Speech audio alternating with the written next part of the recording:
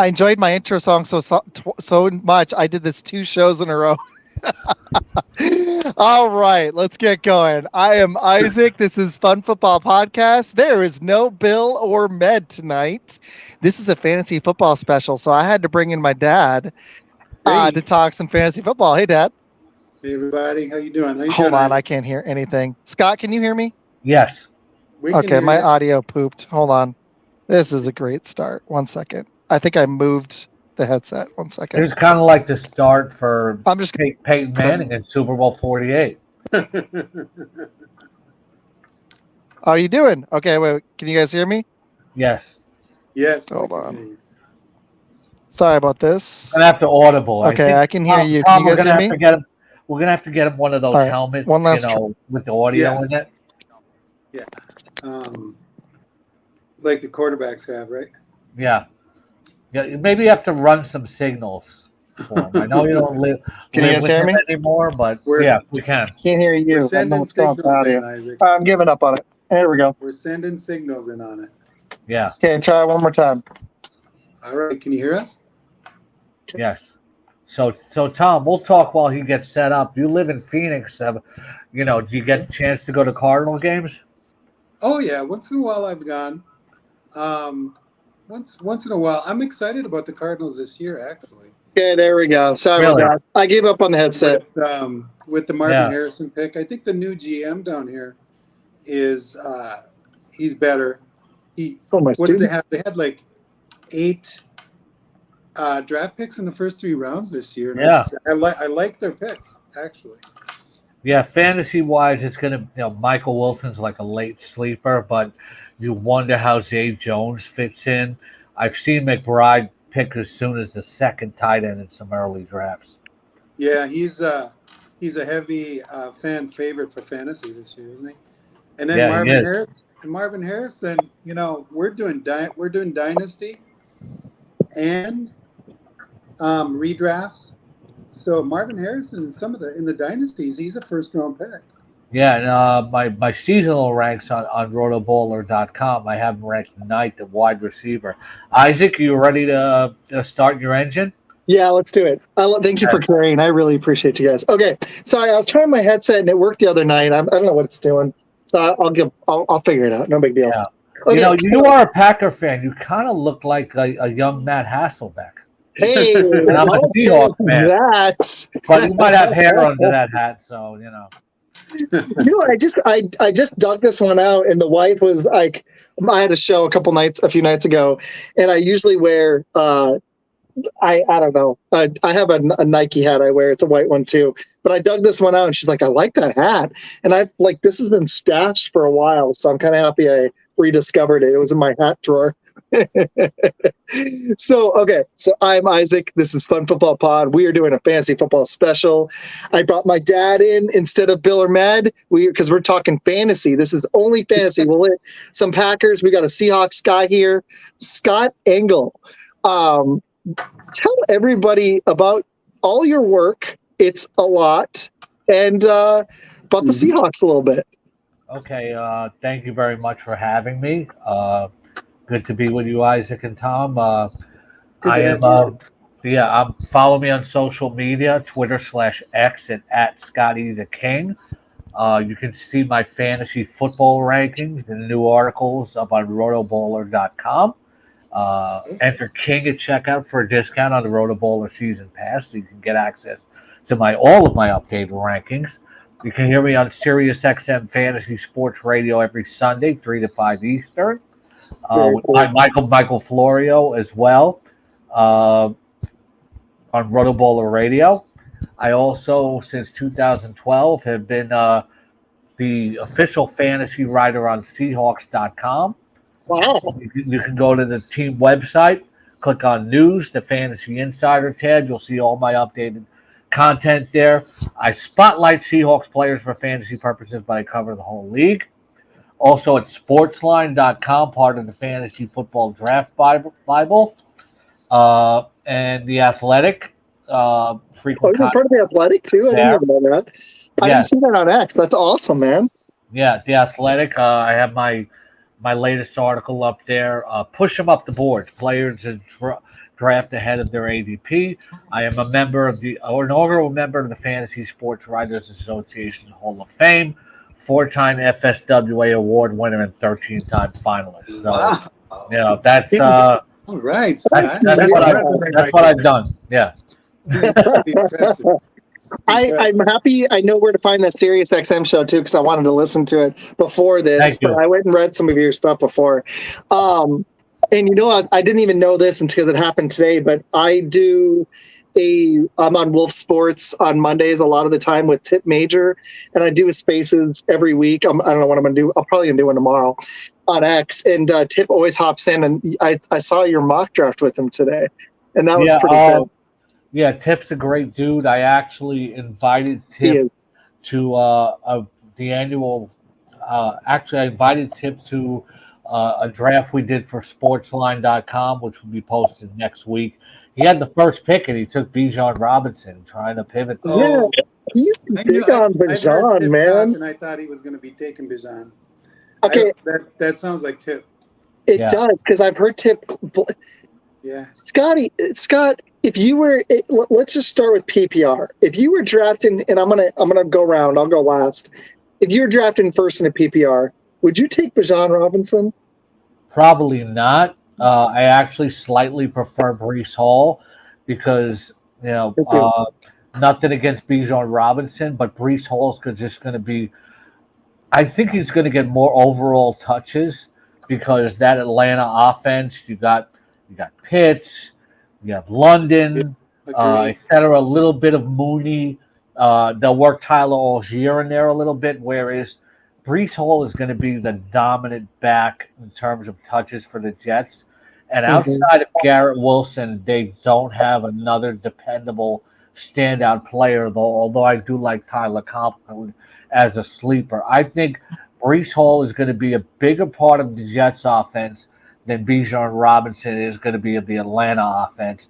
And if Aaron Rodgers stays healthy and that offense actually clicks, Bijan Robinson is going to score so many rushing touchdowns for them, whereas I think Algier will still vulture a few away from Bijan.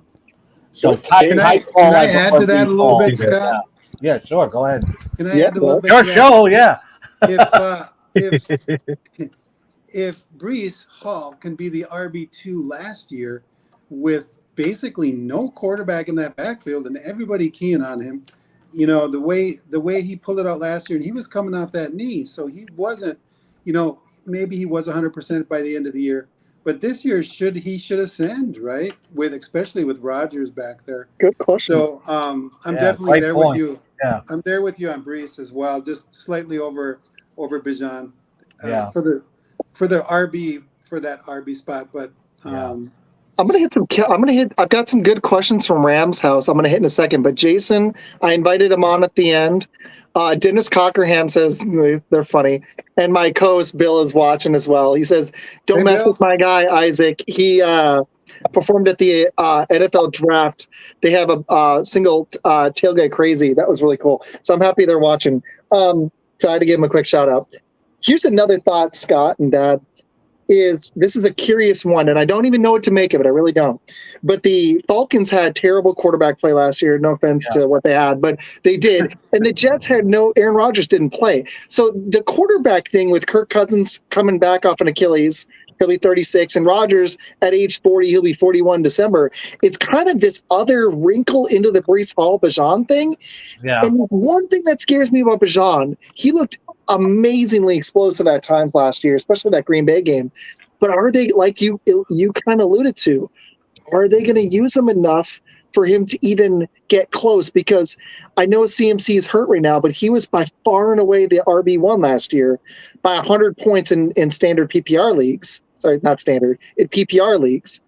So it's a big gap already. So it's like I can't jump in a non-dynasty on the Bijan number 1 pick. I love Tip, but I can't do it.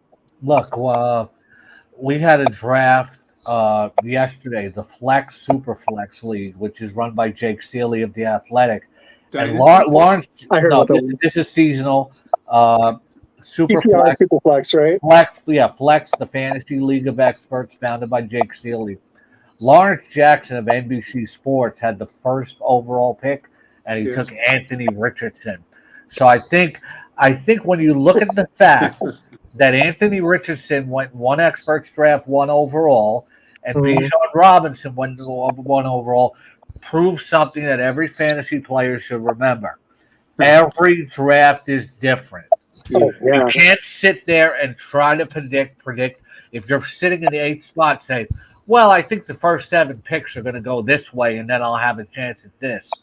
You don't waste too much time trying to predict the draft ahead of you. People will always interview other people. Who are you going to take? And Lawrence actually bluffed to Mike Florio of the NFL Network and Rotoballer about who he was going to pick. So never try to guess who people are going to pick. Never interview them. It's, you know what? If you're at 8, this is the way I do it, and I tell people to do it. If you're at the 8th pick, queue up your top 8 players. When it's your turn, you take the top player available, and that's it. Exactly. Mike Florio? That's awesome. You name dropped him. I was like, I know who that is. I've read a lot of his articles. So I'm going to tell the quick story, and then I got to hit some more fantasy questions. But because Rams House has some stuff. But that's a really good point. So me and my dad, it's funny. Dad, do you even know what year you started fantasy? Early 90s, you think? It was 96. Okay. So I started in 98. I'm going to tell this quick story. I'll make it fast. But I started, I was only 9. By 2 months, he lied for me so I could do a paper route. I turned 10 in April of 98. I collected money doing a paper route from February up until August so I could buy my way into the fantasy league for like, I don't know, 100 to 150 because my tips back then were like nothing and half the first few months were snow. But I did all this. I win the first fantasy league against my uncle. My first year as a 10-year-old. They brought balloons and all this stuff to school as a 5th grader, and I was so excited. I didn't even know that was going to happen. But I won, and I didn't even know I won because back in 98, you didn't collect scores on a computer. You had a sheet, and you're sitting there tallying. You're like, ooh, this guy got a touchdown. You had his name. We went off the Milwaukee Journal. Yeah, we did. You guys were still doing it the pen and pad way. But by 98, Sportsline.com already had a league commissioner. Oh, wow. That's impressive. Yeah. No, we were Italian. We were in the Upper Peninsula. We actually renamed our league. Can I add a little bit of add some context to the story? My brother came in and he ran the AFC conference. I was the commissioner for the NFC conference. And what we did was, Scott, is we had 14 teams on the NFC side and we had 14 teams on the AFC side. And only in the Super Bowl did the NFC meet the AFC. So we had an extra week for the Super Bowl so 28 teams. So Izac won. Izac was the winner of a league that was 28. There was official AFC and NFC. We tried to run it like the NFL ran it. That's very cool and unusual. Larry Schechter has a new book out about the history of fantasy sports. And he talks about, very unusual leagues and scoring systems back in the earlier days. That's something Larry, I think, would like to hear. Nice. That would be fun. I will, remind me at the end of the show. I'm going to write that name down. And one of my favorite things about this has been reaching out to people. That would actually be a great show, I think, to talk about Larry's book, actually. Larry? What's his last? I'll get his stuff in at the end. Schechter. Larry Schechter. Okay. Yeah. I'm writing it down right now. You can DM me. I'll give you his Twitter. You just say that I referred you. Awesome. Look at me with the name dropping. He knows me. You know who I am? Scott, you'll appreciate this too. This was really cool. A couple of 2 or 3 weeks ago, we had an NFL historian on I have 2 shows on Blitz, and man, that was cool. His name is Ken Crippen with the Football Learning Academy. So he runs it was my first show back at the end of July. So it was a little over 2 weeks ago, like 2.5 weeks ago. And he just had Chris Berman on. He had Brian Urlacher on early this year. He runs a Football Learning Academy, and it's this online academy that teaches about football, but he runs a podcast, and he donates a lot of the proceeds to former players, and he brings them on about that. But he doesn't just bring on former players. He's had Hall of Famers on. He's written a book contributing to the Packers. He's a Bills fan. He is part of the, can't remember the association, but it's a football. It's like the fantasy sports one, but it's like a different acronym. That dude was awesome. You would love him. What's his name? Just like you. Crippen? Ken, and it's Crippen. I'll send you his stuff. On Twitter. That's where I met him, on Twitter. He was amazing. You'd love him, seriously. He was so cool. Just like you, wealth of knowledge and experience. Did you tell your Lamar Jackson story yet? What? Tell your Lamar Jackson story yet? No, I'll drop that in a little bit. Before that, just something I want to hit real quick, if it's okay with you guys. Of course. On Twitter, Matt Wisely has a question. He says, how much does Scott diversify from league to league the players he drafts? I don't really diversify a lot. It depends on how many leagues you play in, is what my advice is to anybody who asks me, and I appreciate them asking. To me, every league is individual. Mm-hmm. And I don't think one league has anything to do with the other. Other fantasy analysts will disagree with me. Yeah, I've seen that a lot. I don't diversify, but there are other high-stakes players that will do it. If you're a high-stakes player that plays in like 50 NFFC best ball drafts, go ahead and diversify. If you're playing best ball, I think it's better to diversify. But in a manageable, most people only play in like 1 to 4 leagues. Yeah. If you're playing in, you're one of those people like Drew Loftus of the New York Post, who's called the Fantasy Man. He actually plays in over 150 leagues. Oh my God! Which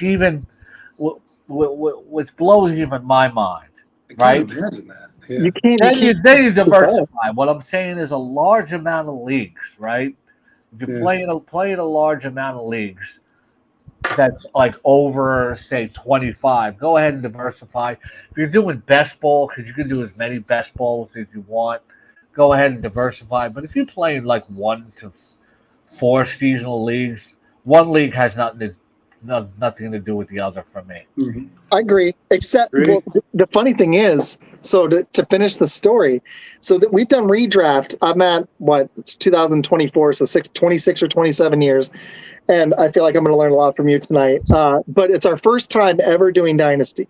We're starting the league, and one of the reasons I wanted to do this tonight, my dad's the commish. I'm helping him with it. We are starting the league on Sleeper tomorrow. Right. So my question for you both of you. The draft is tomorrow, Scott. Nice. So we need some advice. Would you, and we've got some questions in the comments. I'm going to hit really quick. Bill, my co-host, gambler at a young age. Robert Thomas, Packers fan. We have some fantasy questions. Tell you what, before I ask mine. I love answering fantasy questions. I agree. So this guy's got a question. He's in a startup right now. He's got Caleb, Kyler, Adunze, McBride. It's a super flex, start 11 PPR, 1.75, which I've never done, which I've wanted to. PPR for tight ends. Yeah, that's tight end premium. Yeah, tight end premium league, which is I've heard about, and I want to do different things. I got more to that story in a second. DJ Moore, White, Cook, Jacobs, or Kelsey. I'll go last. What would you guys think? Is this a Dynasty Superflex? I don't think so. If you said it's a startup, then he's probably talking Dynasty. He's probably talking Dynasty. Yeah, okay. He's already got his 2 quarterbacks with Caleb Williams and Kyler Murray. I like that a lot. I would say get a durable quarterback later on. Somebody, because you never know with Kyler Murray. He runs a lot, exposes himself to some injuries. Hopefully he stays healthy. I see connected Kyler with McBride. And Adunze with Caleb. It comes down to wide receiver or running back. I think I'd go running back there just because.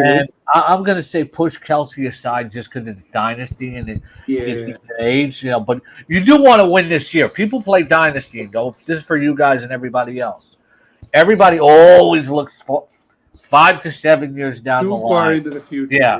You're going to lose. The team is going to change, and the NFL, the trends are going to change so much within 3 years, and you want to win now. I have an article up on Rotoballer, veterans not to overlook.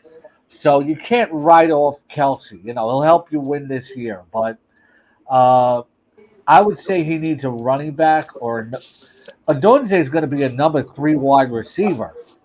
So in his rookie year, DJ Moore, the numbers are going to go down. He's not going to.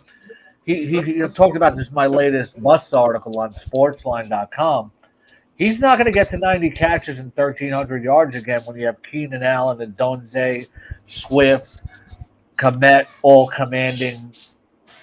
demanding their own touches.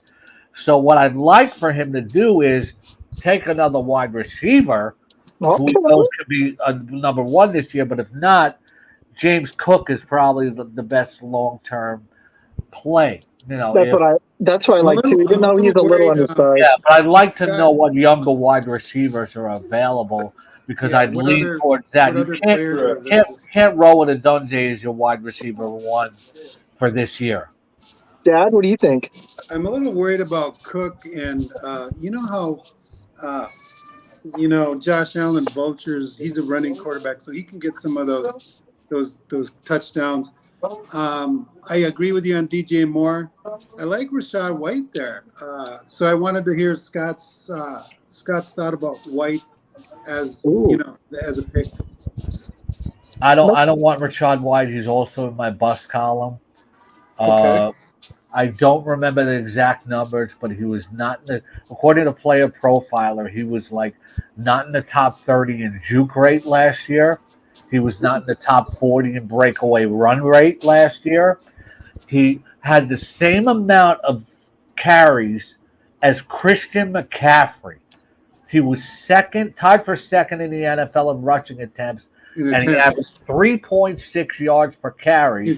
Plus, Bucky Irving is going to start to cut into his workload this year, so you may not be able to rely on much as the volume.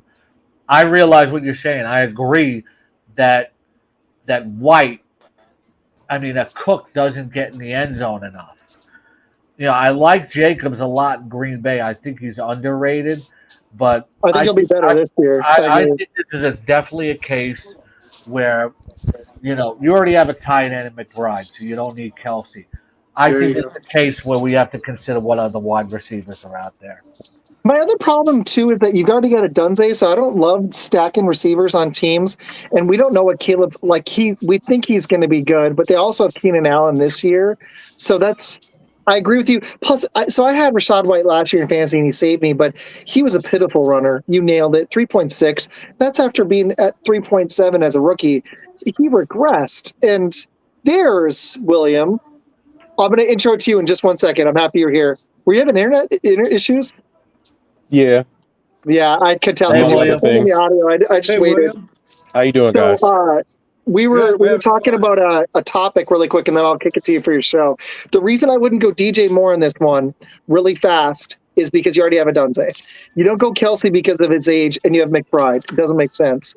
I agree with Scott, and I'm not just trying to agree. I wouldn't go Rachaad White because of the Bucky Irving thing, and he was he was awesome at catching the ball last year, but he's going to have to be even better at that this year because I don't think that Bucs offense is going to be – I think that that whole offense could regress, honestly. Is Baker going to have as good of a season as he did now that people have tape on him in Tampa? I don't think so. I just don't see it.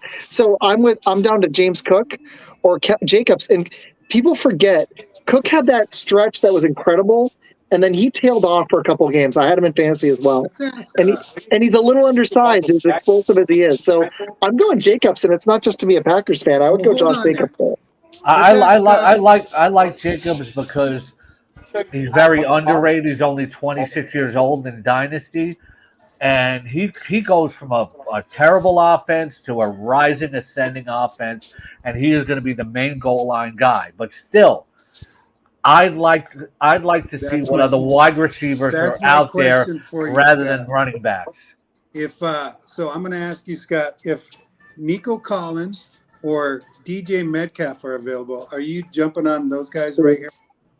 I love Nico Collins, even though they got Stephon Diggs. I think Tank Dell is a little bit overrated. I know people will come for me for that. Right. But when you look at a guy who's 165 pounds and broke his leg in a goal line scrum last year, they acquired Diggs last because you can't have Tank Dell on the field for every play. No, you can't. He's 165 pounds.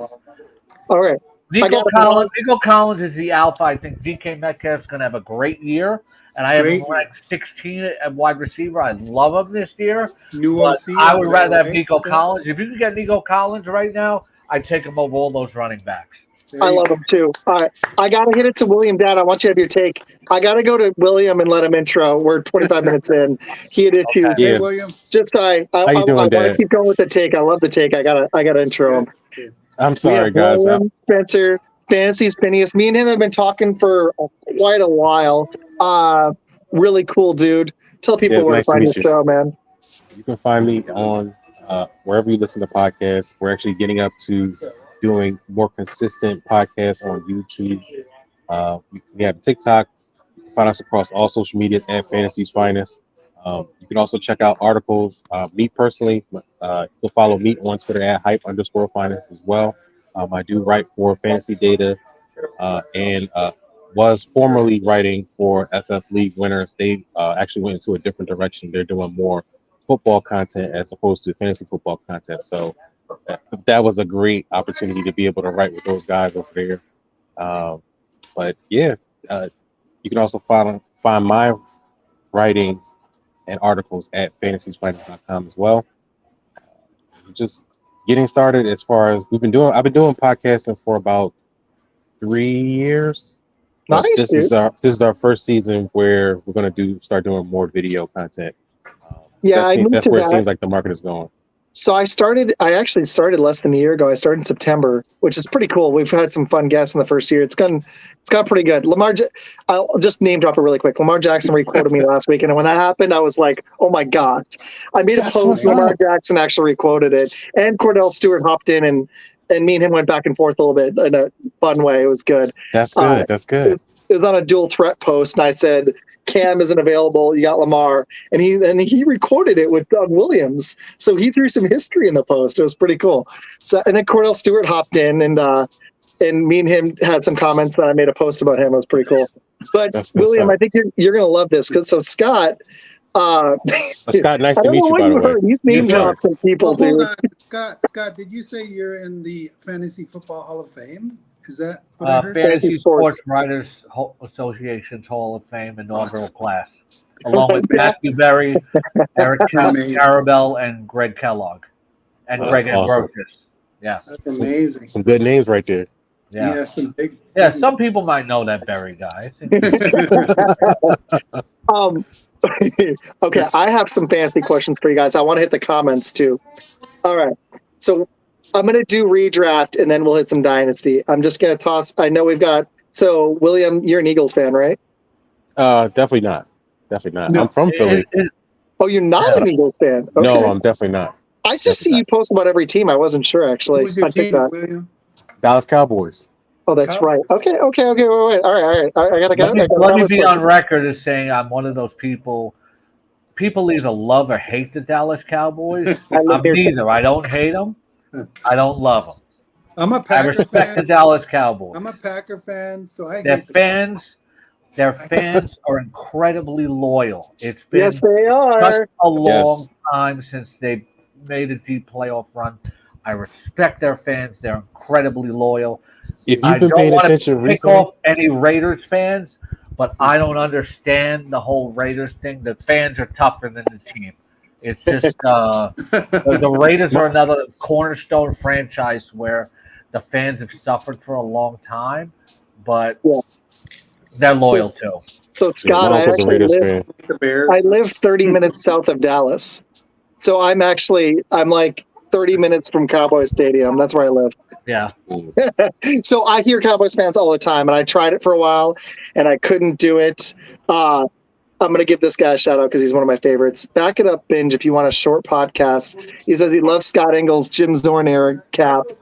Very nicely done. I like that. Thank you. Nice. Thank you very much. Cool. He does short clips, mostly baseball. If you can't tell, he's an Orioles fan, but one of the nicest guys I know. Me and him still email all the time. He's really cool. His Orioles are playing my Mets on he's early next week. So hopefully the Mets can make the wild card. So.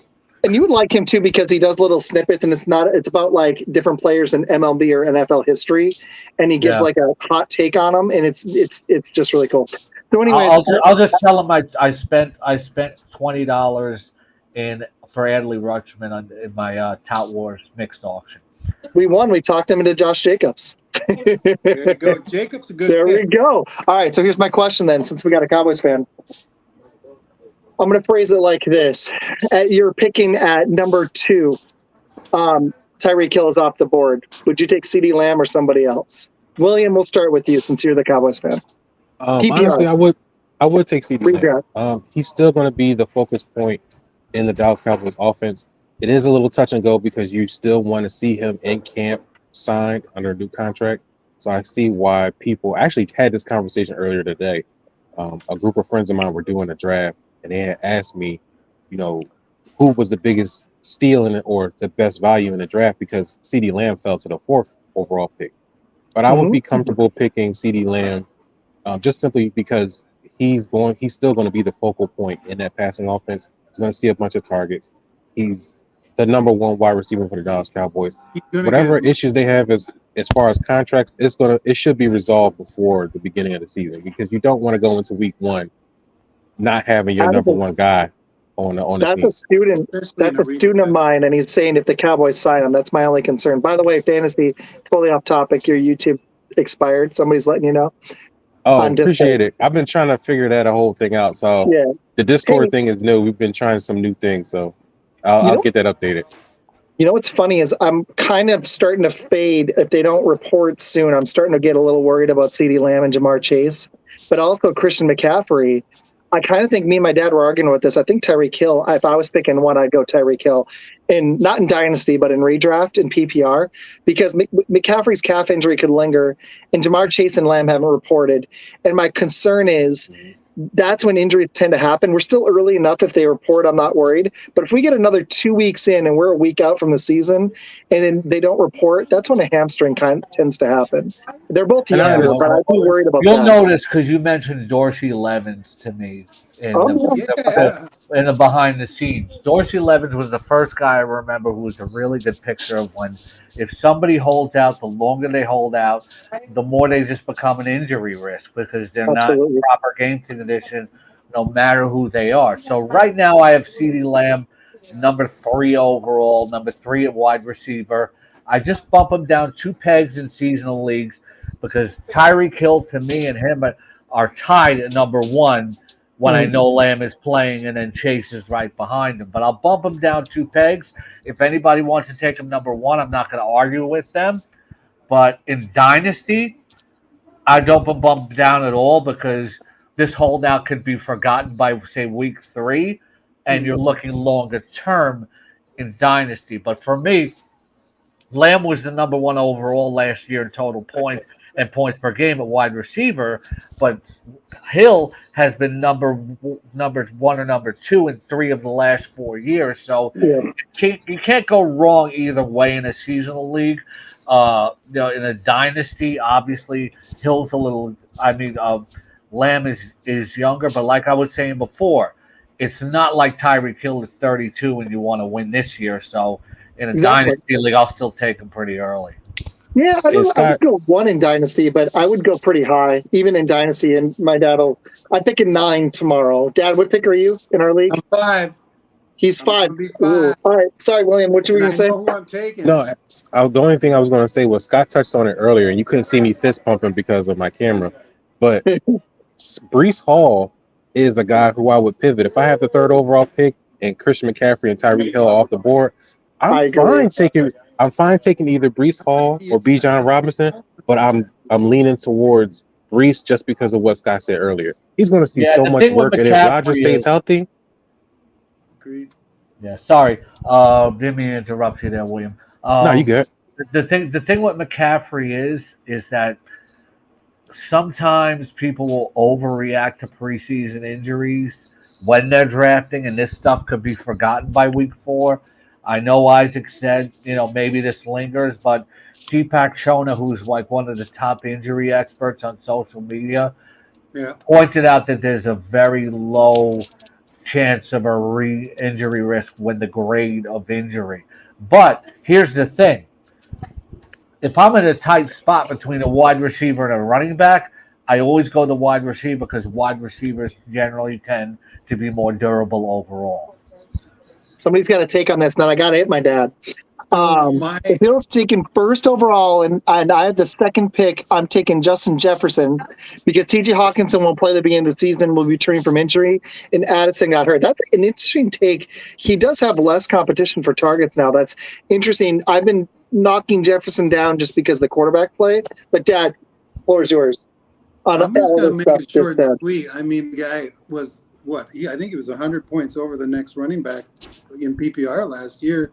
He's the king.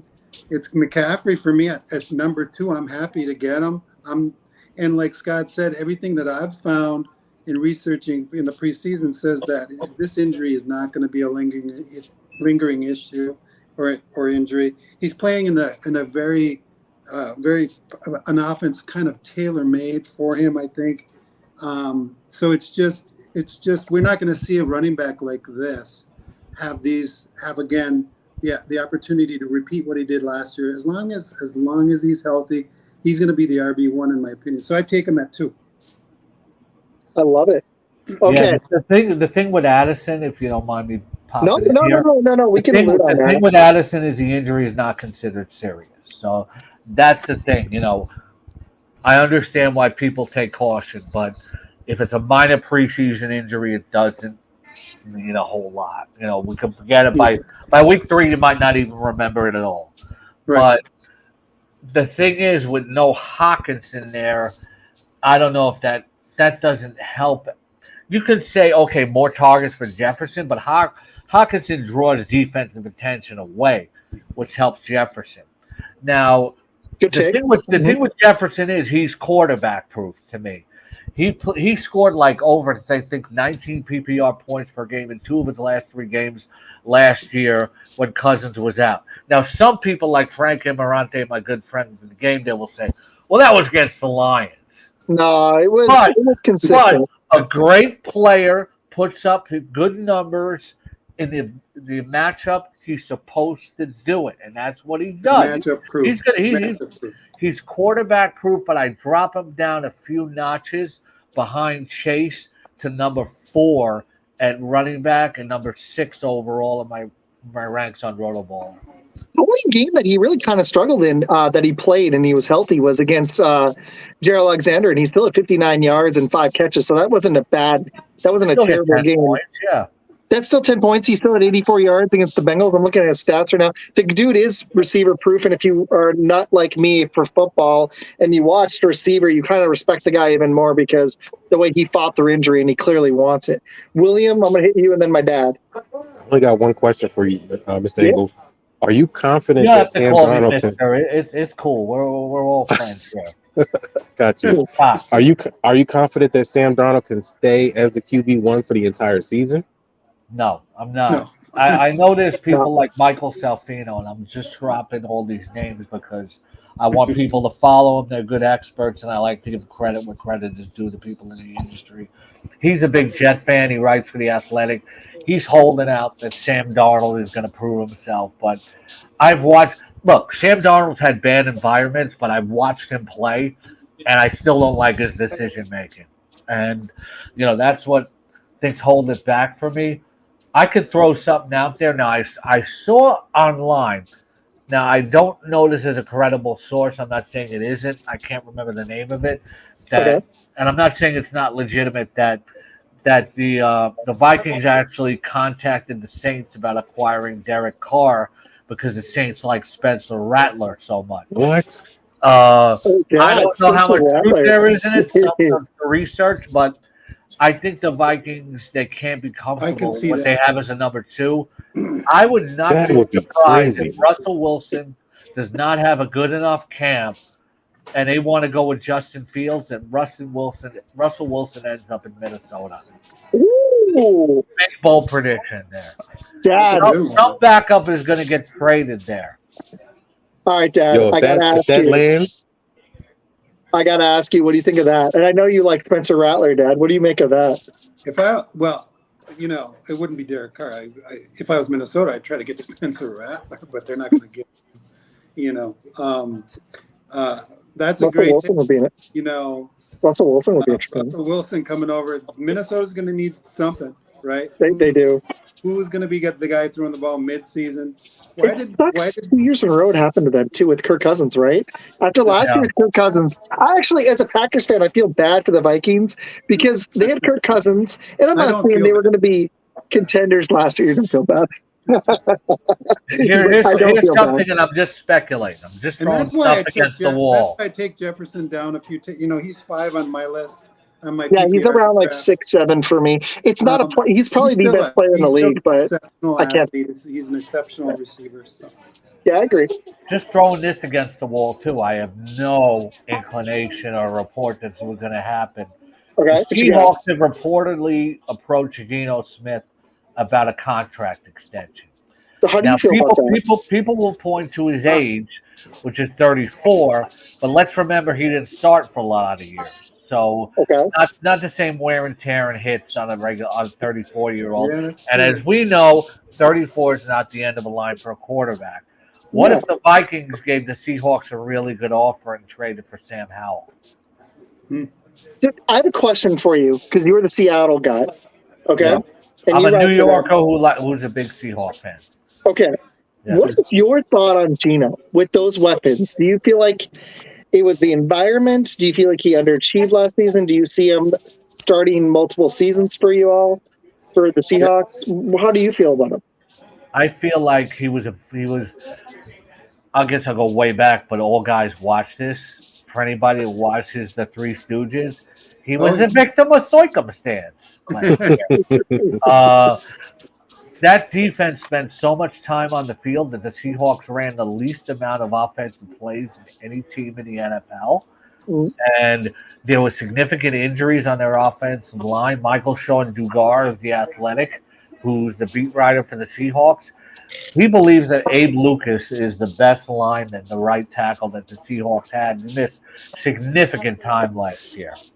Now that Lucas is supposed to be ready for week 1, and they added Connor Williams at center, who's supposed to be healthy, the protection will also be better. Geno last year ranked very high in the NFL according to Player Profile. I can't remember his numbers in deep ball completion percentage and pressured percentage, and also in the top 10 in deep ball catchable rate. So he's at a very good camp. I think with a better environment out there that Geno Smith is going to rebound, and I love him as a super flex too in a fantasy football super flex league. In my draft yesterday, I took Dak in the first round, William, at number 10, and I took Geno in the 6th round. Smart move. Nice. And I backed it up with Darnold as my 3rd. So here's my question. Do you think the running game – apparently the Vikings just signed a quarterback. I didn't see this. I'll look into it. Okay, I didn't see that. Who was it, though? It's like, if we don't know his name, it can't be much. Right. Yeah. Well, I mean, the last couple hours I was hanging with the wife and doing my Twitter post. I didn't see it. So here's my question. Do they have the running game to support him? Because that is what, in my opinion, what made Jordan Love look better in the second half of the season was when the Packers offensive line gelled and Aaron Jones got healthy and he had ripped off 6 100-yard games in a row. That helped Jordan Love and the offense stabilize. And every quarterback, even Mahomes, needs a running game. Do you think the Seahawks are going to have that this year with Kenneth Walker, or are they going to somebody else, Charbonnet? What do you think about that? By the way, I just looked that up. The Vikings signed Matt Corral, so it's not a guy who's going to challenge Darnold. This would be big news if you played UFL fantasy, maybe, but not an impact signing. Nick Mullins, they still have Nick Mullins. Mike McDonald has really talked up Kenneth Walker. Yeah. And this is a guy who can score from anywhere on the field. He's so explosive. I think it's going to be like a 65-35 split with him and Charbonnet. Kenneth Walker, a lot of fantasy analysts are saying he's been underdrafted. I have him ranked 14th at running back. Okay. Well, I have to ask some Packer questions. Dad, I'm going to let you start, and we'll kick it around. I'll go last, okay?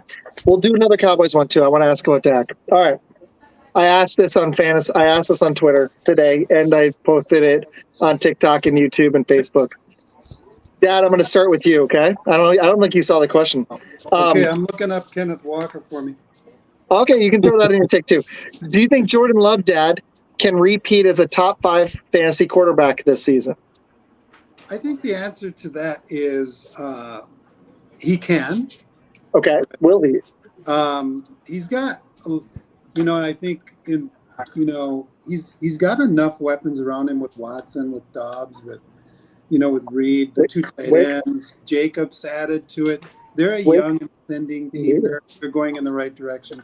Love had the time to develop. He showed last year late, the last second half of the year, what he could do. He definitely can be a top 5 quarterback. He could be a top 3 quarterback. I just think that it's not just Love. There's a lot of quarterbacks out there that can vie for that top 5, spots, I guess. So I like Love. I think he's going to have a really, really good year. Should he be a top 5 quarterback? I'm going to just say probably. That's my answer, is probably. Can I rebut? I'm going to rebuttal really quick before I kick it. I'm going to go William and Scott. I'm just going to add a little tidbit here. My only concern why I would say I think just outside the top 5 is we had so many injuries last year. Like, I think Dak is going to stay healthy and be pretty solid in fantasy because they don't have a running game. Jalen Hurts is the one that's interesting. I'm worried. I'm wondering if Saquon's going to help or take some TDs away from Jalen Hurts. And we'll see how who's the OC? Philly? Kellen Moore. I think that's going to help that offense. Lamar Jackson is another one. It's kind of like Jalen Hurts, where I'm wondering if Derrick Henry is going to be a TD vulture and take away from Lamar Jackson's touchdowns. Love finished 5, but you've got candidates right below him. Purdy, Goff, and Mahomes could return to form, even with Hollywood Brown out. You've got Tua, but you've got guys like Joe Burrow that are going to be healthy, maybe. So with quarterback health, hope probably improving because it was at a historic rate. I got to drop Love just outside, even though I think he could be good. So, William, what do you think? You stole my thunder. Sorry, man. But I agree, because you do have Patrick Mahomes coming back with some new weapons. Hopefully Marquise Brown come back to the field a little bit sooner. Travis Kelce is actually, hopefully he starts the season healthy. Remember last year he got injured during training camp and he had to start the season with that banged up knee. And then he hit the ankle midseason too. Yep. So hopefully he comes back. Yeah, he starts back healthy. You got Kyler Murray coming back. You got Joe Burrow coming back. It's a QB deep position, but you have a lot of guys that have the potential to push him out of the top 5. Maybe top 10. I think he can finish top 10. But Jordan Love in the top 5 with all those big names coming back with different situations is going to be really tight. I'd have him around 8. I think that's a safe landing spot. I can see that. And then you got incumbent guys like you got incumbent guys like Jared Goff and Brock Purdy, who you mentioned. They could possibly end up somewhere in the top 10 that could push him down even further. I like the Packers. I like Jordan Love. The only thing that concerns me is the fact that he doesn't have, at least in my opinion, he doesn't have a legit number 1 wide receiver. A guy that he can go to when you need that first down or you need that score at the end of the game. He has a lot of decent guys. I'm personally hoping that Christian Watson can stay on the field because I feel like he's the most dynamic receiver out of the bunch. And like my kind of sleeper pick is Jaden Reed. I like him. Watch out for Wicks. I like Dontavian Wicks. I'm curious what Scott thinks of him in a second, but I like him. I kind of feel like Wicks is he's a sleeper, but he's like that. He's kind of like fool's gold. Because that was my thought on Bo Melton. That's good take. Good take, though. I like him, but there's just, if those other guys stay healthy, he's not going to see the field. So that's all. But that's a problem. Back to your point, Love has the potential to be a top 10 quarterback in fantasy, but it's going to be a lot tighter this year if everybody stays healthy. Hey, and thank you for hopping on short notice. We had somebody else planned, so I appreciate it. You're coming on next week again too with my other show, so that's gonna be fun. So I'll hype that in a little bit. Scott, okay, wait, hold on, really quick. Sailor Mouth's got something on this. Dontayvion Wicks is the top 5 route runner in the league. The funny thing is, I don't remember his 40 time, but it's really lackluster. But he was able to get separation from corners pretty routinely in the second half of last season. Curious what more tape's going to do. Scott, I got to hear your thoughts on this. On Jordan Love or Dontayvion Wicks? Let's start with Jordan Love since that was the original, and then we'll hit Wicks. Okay. Music is timeless, right? Like, you guys know who Madonna is. You know who Mariah Carey is. So we could get punny with this love stuff all day. You know, you could say, let's do like Madonna was trying to justify my love here. You know, we could go Mariah Carey and say, you know, we thought last year, but that love takes time. But now we had a vision of love, and it was more than you given to me. So I like Mariah Carey. I don't care if anybody. Hey, man, no, I like it. Yeah. So anyway, I'm just gonna be honest. Your question: Can he be top 5 this year? I certainly think he can. I know Williams says he doesn't have a pure number 1, but I think Christian Watson can kind of be that number 1 for him if he stays healthy. You guys know he's a durability risk, but his receiving core is so deep, and he can spread the ball around and challenge defenses so much that his floor is a top 10 fantasy quarterback. His ceiling is a top 5. As far as Dontayvion Wicks, that Packers wide receiver room is great for NFL purposes because it's so deep. Plus, you have the tight ends also. Mm-hmm. But it's going to make things very unpredictable fantasy-wise. Everybody loves Dontayvion Wicks, but what if Watson stays healthy, gets bumped down in the order? You got Jaden Reed, you got Romeo Doubs. You don't know where the ball's going all the time. I fade the Packers wide receivers a lot in fantasy football because I just can't rely on them. Just got to get love. I think I'm gonna. All you need is. I have some other fun topics we haven't hit yet that I want to, because we'll go for a little while. It's Friday night. Okay, I'm curious how Josh Jacobs is gonna do, but I agree with you on Wicks, even though I like him, because here's the problem. So you got Watson. If he can stay healthy, his splash potential. Jaden Reed as a rookie looked pretty solid at the end of last season. He personally talks about Romeo Doubs all the time. I'm a Packard nut. I watch all the stuff, but I follow all the teams. They're just my team. But then you got Wicks at 4. You've got Bo Melton, an undrafted rookie who kind of looked like Donald Driver at the end of last season. You got him at 5. The problem is Malik Heath even floats splash potential. Then you got Sammy Torre at the 7. We're 7 deep. And then they got Grant DeBow, who didn't even play as a rookie, who I've heard and in camp his flash potential. We are 8 guys deep. How many are you going to be able to keep on the roster? Something from camp. Let me add something from camp. Oh, yeah. Go ahead. Matt LaFleur was asked the question by a reporter. Are you concerned at all that, I think the question was, are you concerned that you don't have a true number 1? And LaFleur's response was he's a little frustrated with that he keeps getting that question. Because he feels, and I think this is really just part of the Packers system that Love has bought into, is that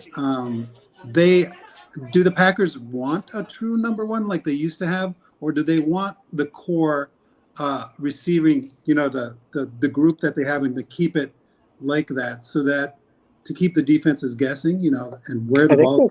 I think that's a good take. I think that's a lot of it, actually. Plus, you have the young receivers progressing at the same rate with the quarterback. They all ascend together, and that's rare. So we got some comments, right? And I think that's what Matt LaFleur is kind of pushing and hoping for. We got some comments I'm going to hit really quick because we've had such good conversation. I haven't thrown them in enough. In a world where the Packers receiving core stays healthy this year, Romeo Doubs taking a big step back. I think there's some truth to that, but he loves them in the red zone, so his yardage may go down. But his red zone targets, I think he's going to be the favorite guy in the red zone unless one of these tight ends excels. Well, hold on for a second. Isn't Doubs and Watson? They're going to be the 2 receivers that are on the field. We're going to run 3 receiver splits with Jaden Reed and Wicks rotating at the 3. But I think Reed is going to lock down that spot, and Wicks will only get playing time if there's injuries, which there has been both years with both guys, Watson especially. But Doubs has missed games too. So it's going to be interesting. I pulled my hamstring just talking about Watson last week. Well, that's my concern. I just don't trust the guy. I got to see him stay healthy. Yeah. I want him to. Like, he looks awesome, and that's not just as a Packer fan, but I can't trust the dude staying healthy. It's just like our corner. Like, I can't trust. I'm trying to remember Stokes. I don't trust him or Watson staying healthy. That's why I've got the guys behind them in IDP, or which we're doing for the first time too, or at receiver. I've got them bumped because I got to see these guys play full season. Fade those receivers.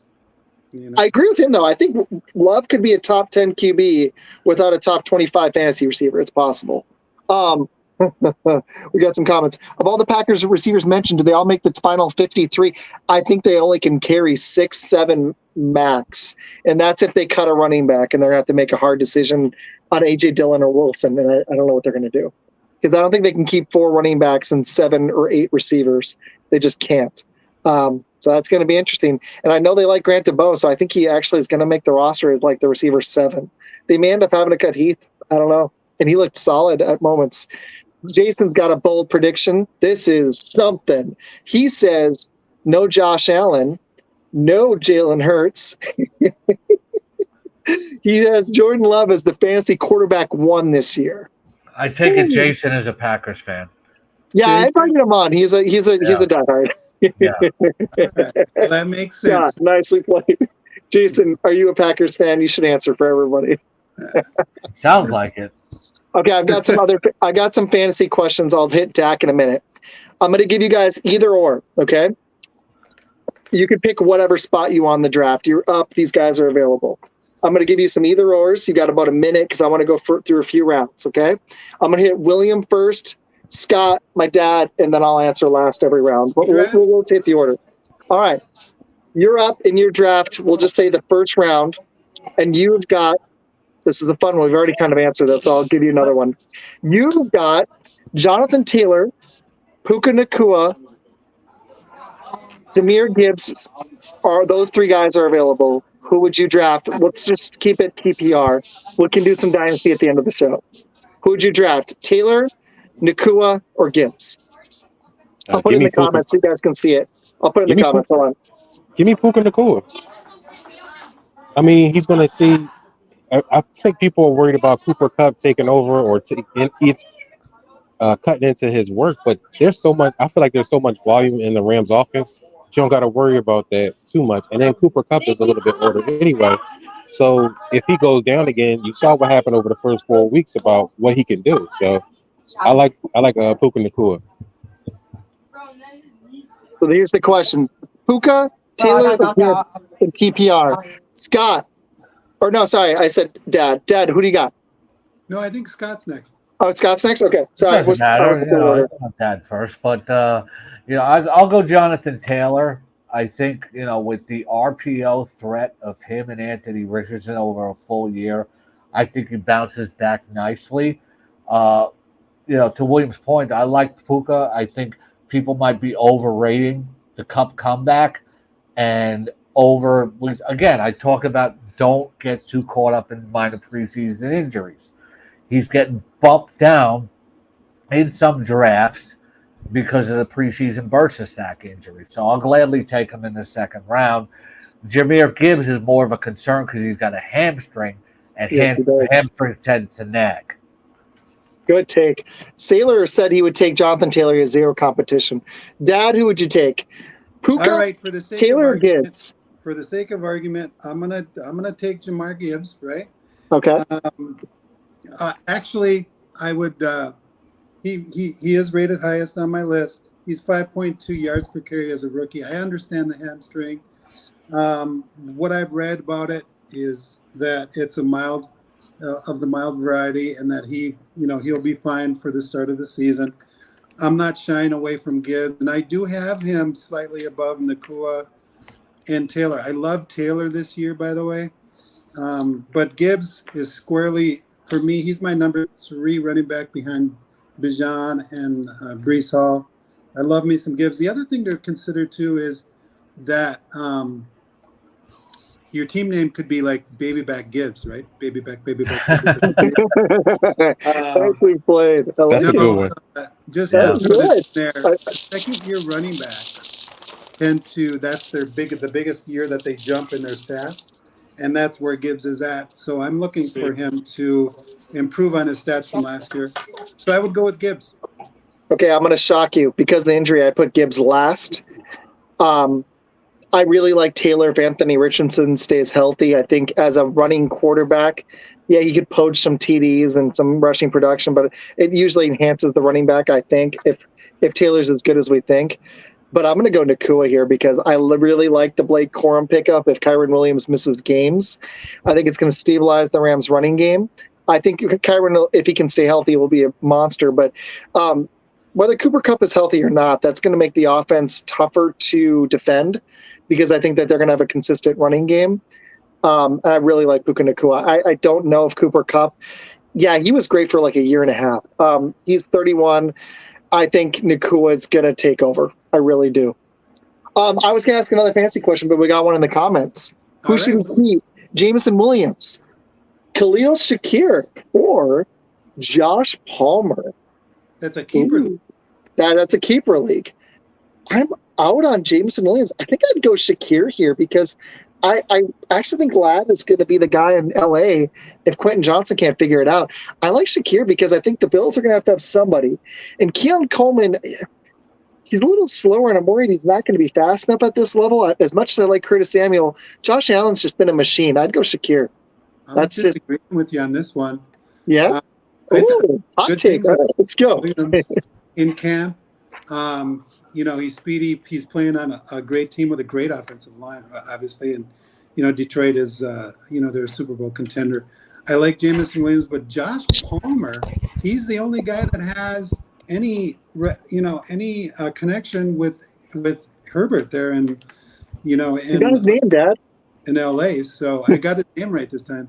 He meant pickup. He meant pickup. To go from waivers. That's what he meant. Palmer. I think I'm going Palmer there. Scott, what do you got? I'm unquestionably going Jameson Williams. Not the only go to Seahawks.com, go to News Fantasy Insider, check out my Sleepers article, which is featured prominently right now on Seahawks.com. Khalil Shakir, I'm sorry, Isaac. Overrated for fantasy purposes. He is not capable of being a featured receiver. He's a very good third wide receiver in the NFL. Coleman, everybody talking about he can't separate. I think over time, season progresses, you can't count. You could probably count more on Curtis Samuel as a regular receiver than Khalil Shakir. Jameson Williams has significant upside.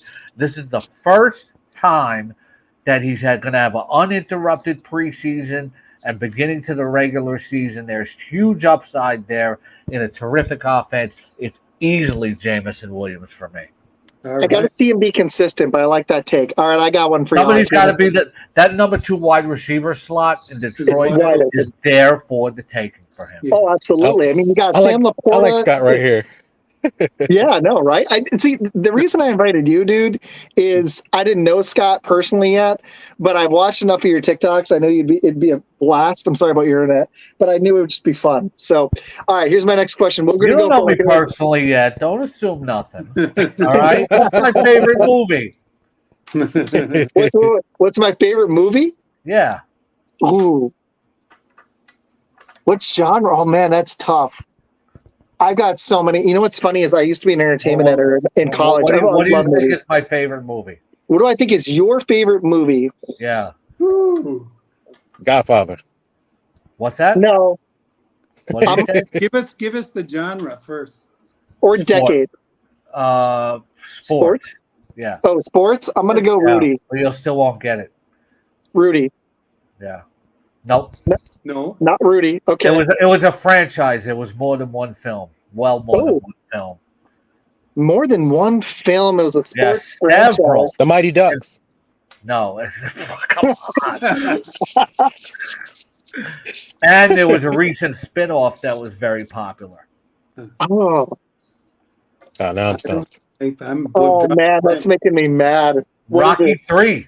Oh, Oh, Yeah. that's a That's good one. my favorite. That makes me so mad. I should have known that. They did just Yeah. do it's not a Creed 3. team sport though, but No, the Creed movies were great. Creed Yeah. 1 was. Creed 2 was the best one, I thought. You like Creed 2? I liked Creed 2. I honestly liked the Creed 3 was interesting because it was cool watching him be the director. And the villain was fun, but Creed 2 was great. I wish that Sylvester Stallone had still been in it, honestly, with Creed 3. That was the one. A lot of people did. I'm not going to spend a lot of time with this, but if anybody has a connection to Michael B. Jordan, I don't want to make any money off of this, but I just want 3 minutes with him to tell him my idea of an Apollo Creed prequel series or movie. I heard that they're moving forward with a spinoff, and I don't know if it's going to be a movie or series, and it's rumored. Like how you've got these NFL things, and I know some. I like research about movies heavily too. Like I'm just as tapped into that as I am with the NFL.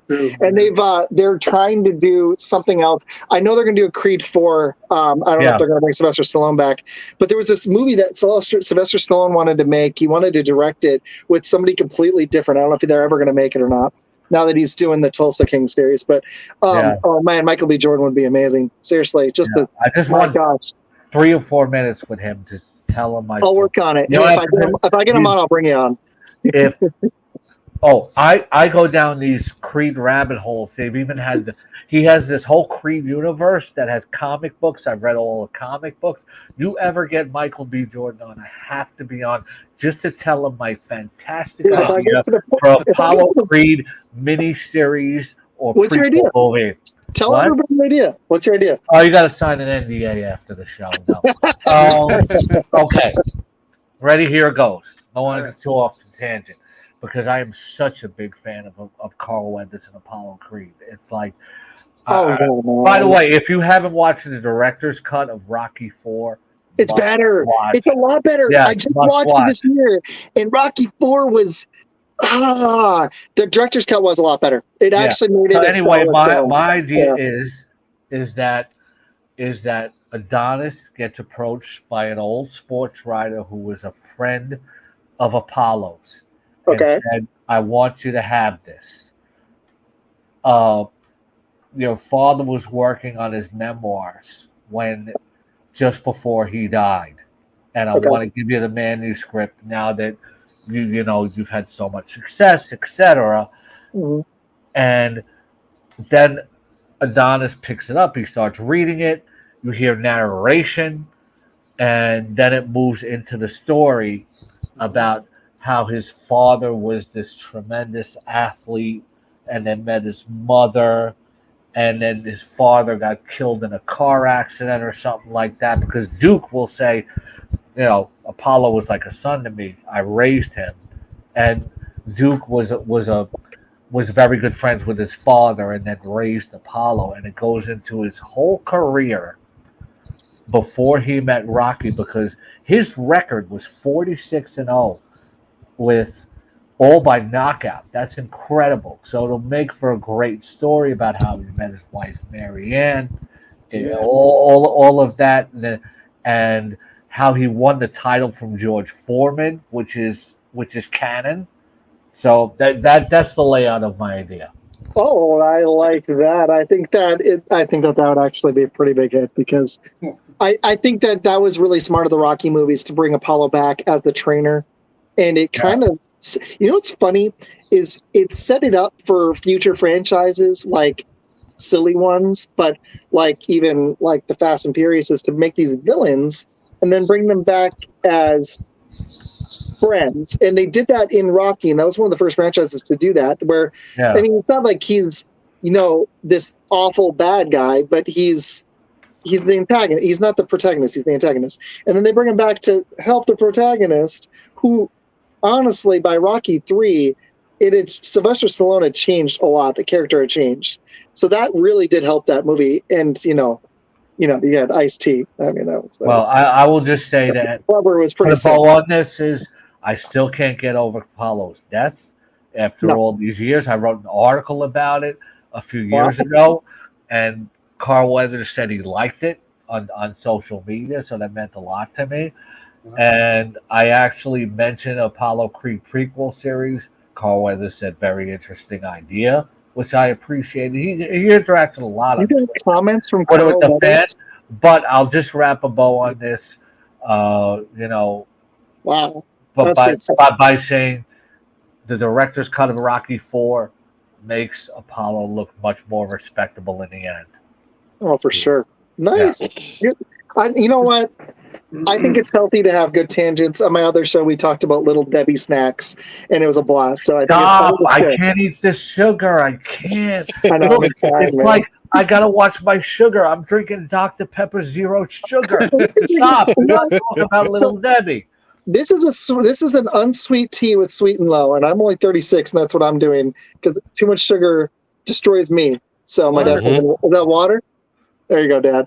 Okay, here's my question for y'all. Tell you what, let's go.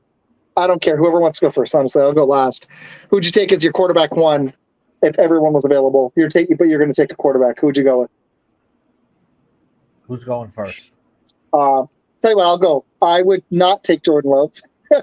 I mean, the dude has been unblemished as the quarterback one. I'll go Josh Allen. And I know this is going to shock because he gets hurt every 5 seconds, so I wouldn't actually do it. But if Burrow can stay healthy, I think he's one of the few guys who could challenge for it, even without his rushing production. But I would go Josh Allen or Hurts. You have to. Mahomes' weapons are, is Rice going to get suspended? Brown's already hurt, and Worthy is 160 pounds. Actually, I'm sorry to interrupt, but from everything I've been seeing, it seems like an outside shot of Rice getting suspended. That's what I'm hearing too, and I'm shocked because nobody can accurately guess on these things, though. No. William knows he's a Cowboys fan. Everybody tried to guess on Ezekiel Elliott's suspension. No, nobody really had it down. You never know what the league office is going to do. They do what they want. If Rashee Rice had a star on his helmet, he'd have been suspended before he got off the highway. They don't want Chiefs players out because. I'm just being honest. Taylor Swift is still dating Kelsey. They might get engaged. Oh my God! The Chiefs are the biggest NFL team. That is their. I know the Cowboys are worth over $10 billion. That's good, but the Chiefs are going back to back, and they want the Chiefs to be as relevant as possible. Taking Rashee Rice out would hurt the Chiefs and their image, and they've already what's going on. So much this offseason with Harrison Butker stuff and the Rashee Rice stuff. Patrick Mahomes probably pulled those two aside and was like, "Can you dummies stop? We're trying to make NFL history. Can you stop?" That's all right. It'll be Justin Ross season if they keep it up. Well played. Okay, William, who would you take as your quarterback one? Would it be Dak or somebody else? I've actually won fantasy leagues with Dak as my QB1. One guy that I've never had a chance to have on my fantasy team in any league is Patrick Mahomes. Oh, I thought you were going to say Lamar Jackson. Okay. No, I kind of stay away from him because when he got banged up 2 years in a row, I kind of stayed away from him. But I've never had Patrick Mahomes on any of my fantasy teams since he's been in the league. I would like to see how that would go if I could get Patrick Mahomes without messing up my strategy. But every time I draft, man, I can get Dak later on. I draft with Eagles fans, so they'll hem and haw. I got like maybe one Eagles fan who will buck the trend and take Dak Prescott because he knows I'm gonna take him later on. So, but Patrick Mahomes. I'm gonna throw you guys a curve because I'm trying to throw my dad off. We've done like 2 or 3 mocks, and we're gonna do another one after this probably. And I got to give him different names because I'm in like 3 leagues with them, so I need to think that I like these players just to throw them off. So I'm going to take Jalen Hurts because I think that Kellen Moore is going to help that offense, and I think this friction with the head coach is baloney. So take what I'm saying with whatever grain of salt you want. You just said you were taking Josh Allen number 1. No, I'll go Jalen Hurts. I'm giving you different names. I first conspiracy theories, and now flip-flopping. Oh, absolutely. Scott, he's trying to throw his dad off the scent. Lamar Jackson, CJ Stroud. I can't let my dad know what I actually think. No, I actually probably think of Jalen Hurts. I think that Kellen Moore, offensive play calling is huge in the NFL, and I think that actually is going to stabilize the Eagles. Josh Allen's lost his best 2 weapons. I actually think Hurts could overtake him as the QB1 this year. Dad, what do you think? I actually have Hurts as my number one. I think the I know running you do. Wow. the running component there, the tush push is going to continue. I think Kelsey, though. I think that's what puts him over the top. If he wasn't such a talented, gets so many yards on the ground as a running quarterback, I just have to put Hurts there. So he's my number one. I'm going to say, Yeah. I'm going to say, if anybody wants to take Hurts first, I'm not going to argue with them vehemently, but I will challenge some points here. People say Josh Allen lost his best wide receivers. Josh Allen still put up terrific numbers while Stephon Diggs had a terrible second half of the season last year. Gabriel Davis was very inconsistent. Josh Allen is the best combination rushing, passing quarterback in the NFL. He's my number one. With Jalen Hurts, yeah, there'll be a tush push, but now they got Saquon Barkley, the best running back he's ever played with. Saquon Barkley is going to vulture some touchdowns. Now, we can easily talk about number one, number two, but you go QB sleeper, Will Levis of the Tennessee Titans. The Titans have cleared the runway for him to start. When an NFL front office takes the time or clears the runway for a guy to be the starter with no challenge, I take notice of that. The talent evaluators, what they're going to do. The kid is also not afraid to gun the ball. Now he's got Calvin Ridley. He's got Tyler Boyd. And Tony Pollard. Tony Pollard, I'm not big on. Tajay Spears. DeAndre Hopkins when he gets healthy. Will Levis, fantasy sleeper quarterback. I like you, Scott. Someone said it in the comments. How high would you guys go on CJ Stroud this year with those weapons and with the running back? How high would you guys go on CJ Stroud if you were? I have him ranked fifth at quarterback. He doesn't rush as much as Richardson. Actually, I think. Wait, I have it.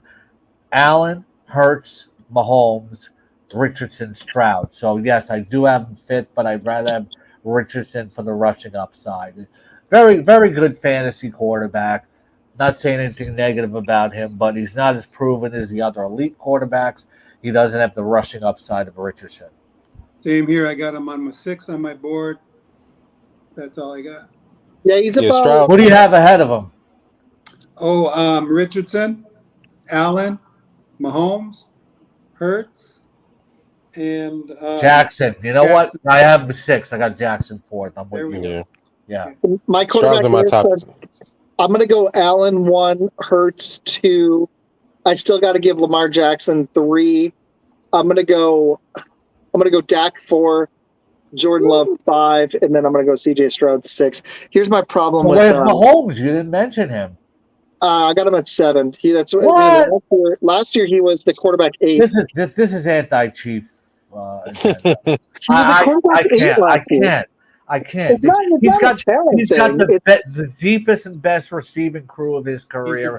There's no way I'm ranking him lower than 4. Okay, fair enough. No, you might be right. I'm just Hollywood Brown. If I'm wrong, no, I'll give you credit. The problem with I'm going to bring it back on. I'm going to be like, hey, he finished 7. The problem is Hollywood Brown's little, and he gets hurt all the time. And Xavier Worthy, as great as his speed is, I need to see him stay healthy and what he's got at the NFL level. Kelsey's going to be 35 this year. We saw him starting to slow down last year. Rashee Rice was getting better. And if he doesn't get suspended, that could be it. That might be enough with him and Kelsey. But those other two, they're really small receivers. I'm worried about their injuries. And Brown has been historically injury prone. So that's my concern with Hollywood Brown. Yeah, but Patrick Mahomes makes every receiver he plays with better. And if those guys play most of the year, he's going to be a top 4 fantasy quarterback unquestionably.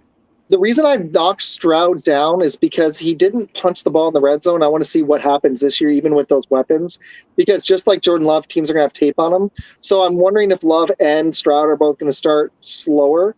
The Will Levis train is interesting because I've been hearing about that. But on Love and Stroud, my concern is teams are going to have tape on them, and I think they're going to end stronger than they start this year, even in their second year. That's my thought on that. So Okay, I got a couple more, and then I'm going to try to be good about time. I'm trying to make my shows an hour and a half or shorter, and we got about 10 more minutes. I got one last topic for you guys. Who is, and I can throw in the comments if you want, who is your favorite guy? Man, I really want to hit sleepers. But actually, you know what? I'm going to change it up. Let's do a Dynasty question. Who would be your highest stash rookie in Dynasty? I don't know, William, if you play or not. What would be one of the first rookies at any position you would take? Well, let's just stay on offense. We won't worry about IDP. Quarterback, running back, receiver, tight end. What would be one of the first rookies you would take to stash on your Dynasty squad? It's not a super flex. No, I won't do super flexes. We're not playing super flex. It's Brian Thomas Jr. I really like. He was one of my favorite wide receivers coming out of the NFL draft. I was particularly watching him and Romo Dunze and seeing where they were going to land. For a while, it's been tight between those two. Those are my two favorites because Marvin Harrison Jr. He's got a great spot with the Arizona Cardinals, but he was at the top of the draft anyway. So I like him, but he's like, he's going to be the top guy. So Romo Dunze and Brian Thomas were my two favorites after him. And Brian Thomas's situation looks great for what he could do immediately. He's been having a great camp. He's got the opportunity because there's a bunch of targets left over from Calvin Ridley being gone, from Zay Jones being traded. I think Christian Kirk takes a hit because they got bigger bodies on the outside now with Gabriel Davis, though, like Scott said, he's been inconsistent and injured. But I really like Brian Thomas. Like, he's a deep threat. He can play all over the field, in my opinion. And if Trevor Lawrence can stay healthy and they get that offense back on track, Brian Thomas is going to be a nasty piece to watch out there. And if I can get him in my he's the guy that I'm targeting in all my fantasy drafts. I liked him too. I mean, he only had one season. That's my only concern, but I liked him too. He was somebody I was really high on. I did a lot of rookie scouting because I just started and I had so much fun with those mock drafts. My dad probably did, 20 with me, 15 at least. So I agree with you. Good take, dude. Marvin Harrison's going to be a beast. Dad, I'm going to come to you after Scott here, and I'll go last, okay? What's your first rookie to stash in a PPR Dynasty, Scott? Who would you have? Ricky Pearsall of the 49ers. Ooh, either one or both of Deebo Samuel and Brandon Ayuk might not be there next year, and maybe this year. So if Ayuk gets traded, he's no longer a stash. So then I would go Malachi Corley of the New York Jets. We don't know if Rodgers is going to be there next year. So what the quarterback situation is. Corley is already showing that he needs to fine-tune some things at the NFL level, but he's been compared to Devo, and I think over time, if you're patient with him in Dynasty, he's going to pay off nicely. Nicely done. I like that one. Thanks, both you guys. Great stuff. Seriously, I like both of them. In the comments, we've got an interesting one here. Vidal, which is somebody I've heard a lot about. Troy Franklin is another rookie stash for PPR. Brock Bowers, my problem is the quarterback situation. Respectfully, Bowers is not a stash. He's a top 10 fantasy tight end right Yeah, away. I know. Like, I can't say Marvin Harrison, even though it was a stash question, but yeah. Dad, give away your secrets before the draft. What you got? We're drafting tomorrow. I'm not sure if you guys are aware. And Isaac in my. Are we still live for the draft? This is a fishing expedition. At 7 p.m. Eastern, are we going to go live for the draft? Should we do that? I think we should. Yeah, probably. I'm not sure. He's like, I don't know if I want to do that. I like Brian Thomas Jr. Obviously, what I heard about Kirk was that Kirk is coming off the field more often. Thomas is playing outside. Mm-hmm. So and those two wide receiver sets. And I think Thomas, Isaac and I we scout a little bit. We scout the draft a little bit, and we were just like this guy belongs in the up with the top three guys. He was flying. I love me some Neighbors. I think Neighbors is going to be, but he's not really he's not a deep stash, right? So Thomas is my guy, and I got one for you. I love Jaden Daniels. Okay. From a potential perspective, he again, I think he's at 4. Is he at 4.3 speed, Jaden Daniels? I think He's like 6. it was pretty good. Let me check him out real quick. But I think his speed is just phenomenal. He's got a gun. He's got an arm. He's going to make that Washington offense go. From a dynasty perspective, I think I like him a little bit over Caleb just because of how explosive he is. He ran a 4.32 at the LSU Pro Day. 4.32. 4.32. A quarterback That's stupid. running a 4.32. That's pretty 42-inch stupid. vertical. He's extremely explosive, right? And he can Yeah, gun, 42 inch. With all respect, Tom, though, he's not a stash. He's not a stash. I just had to mention him. I understand. Okay. Yeah. I understand that. Okay, I got one that I think is considered a stash. I want to throw out there. Sorry, go ahead. You're good. Finish. Yeah, good. For late in the draft, and Izac, Dylan Labe is that? Oh yeah. Yep. He is getting some first team looks. He looks like he's going to be able to fit right in. He's a receiving.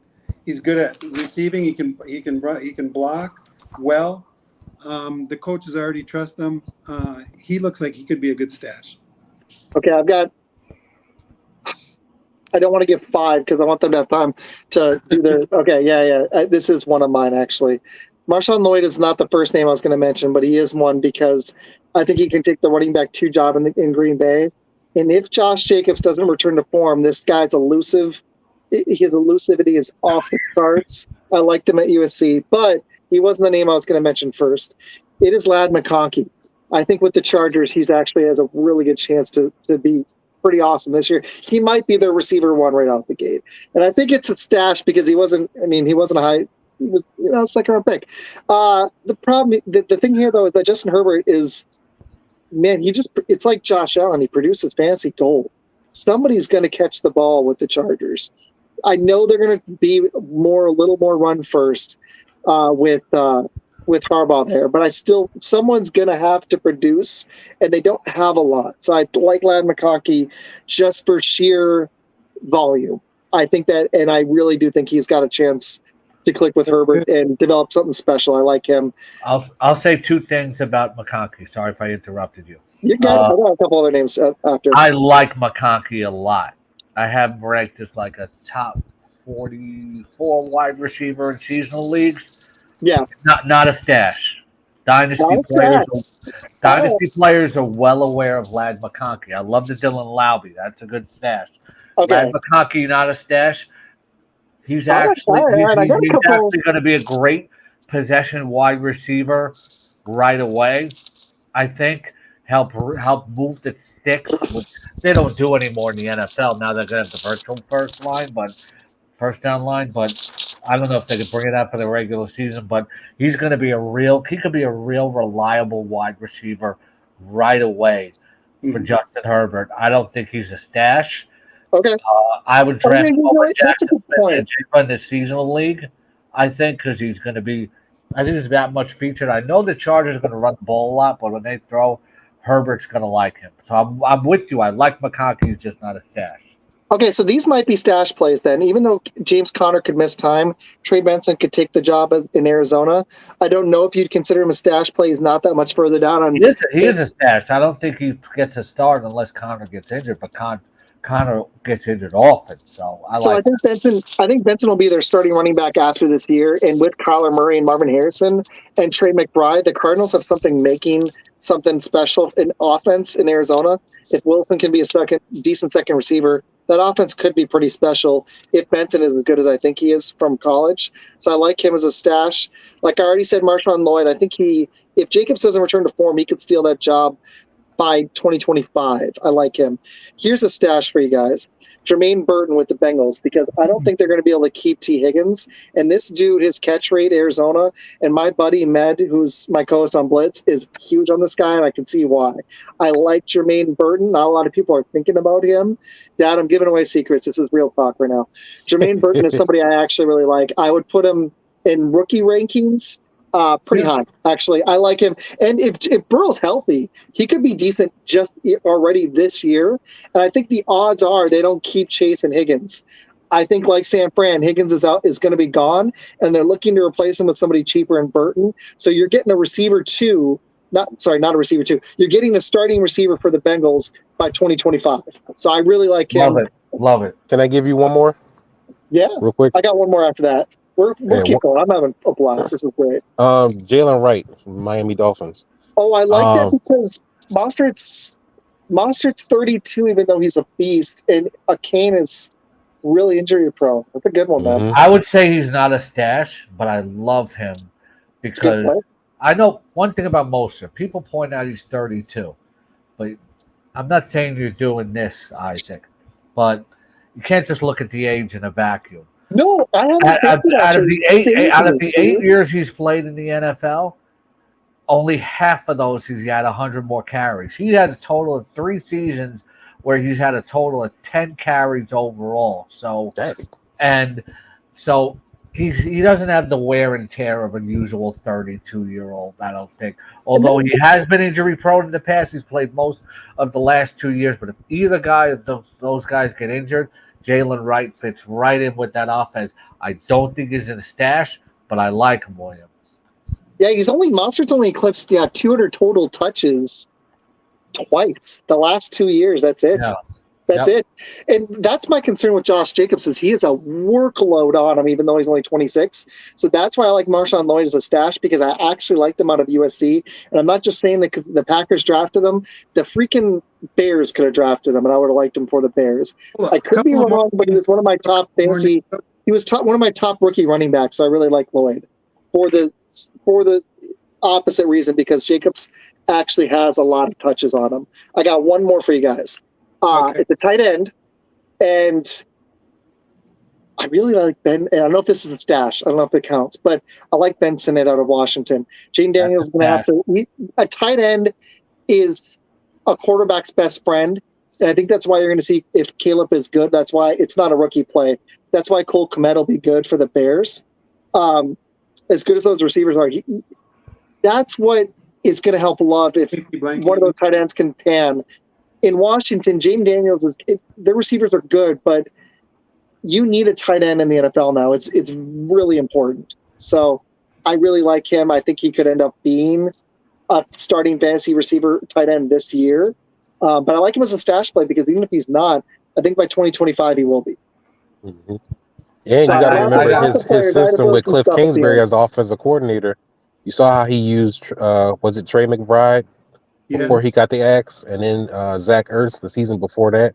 He's in a system where he could be used right away. Was he coaching McBride last year? I think he was before he got canned, because he's the offensive coordinator this year. Jermaine Burton is the second best Sailor, man. He's throwing all these comments, and I love it. Second best deep threat rookie receiver. I like it. I got one last one for you guys. I got another one too. He is slower in his 40 times sucked. But in Denver, they're going to need, it's a rookie. There was something about him in college, even though his 40 time wasn't great. And I did watch people catch him. But the way he runs between the tackles, I think Audric Estime has a chance to get a Denver job. I like this kid. I like this kid. It's a stash play I might look at late. I'm giving my dad way too much stuff here. I just gave him gold. He's going to put all these players tomorrow, Scott and William, and then I'm going to message you guys and be like, yeah, my dad took all the players I named. By the way, William, sorry to report that Kingsbury was not in Arizona last year. He was at USC. But I still see where you're going with that. So I like it. Great power back. I hate to correct you in public, but I swore he was over there. That's okay. Sometimes we don't always remember. That's what we got Google for. So I didn't remember it either. I'm going to say Eric Alt Jr., tight end. Cincinnati Bengals. Everybody's talk. We've done this 6 years already, okay? And I'm not doing it again. I'm not doing the Mike Gesicki thing again. Okay, I'm not. I just can't. I could be wrong, but every year I hear about how he's too big for defensive backs, how he's too fast for linebackers. Now he's playing in Cincinnati. They they utilize tight end. I can't do it with Mike Gesicki as a fantasy player. I'm not saying he won't be good as an NFL player, but Eric All Jr., if he can stay healthy, there's a lot of upside. Injuries are a concern, but I do like him as a stash.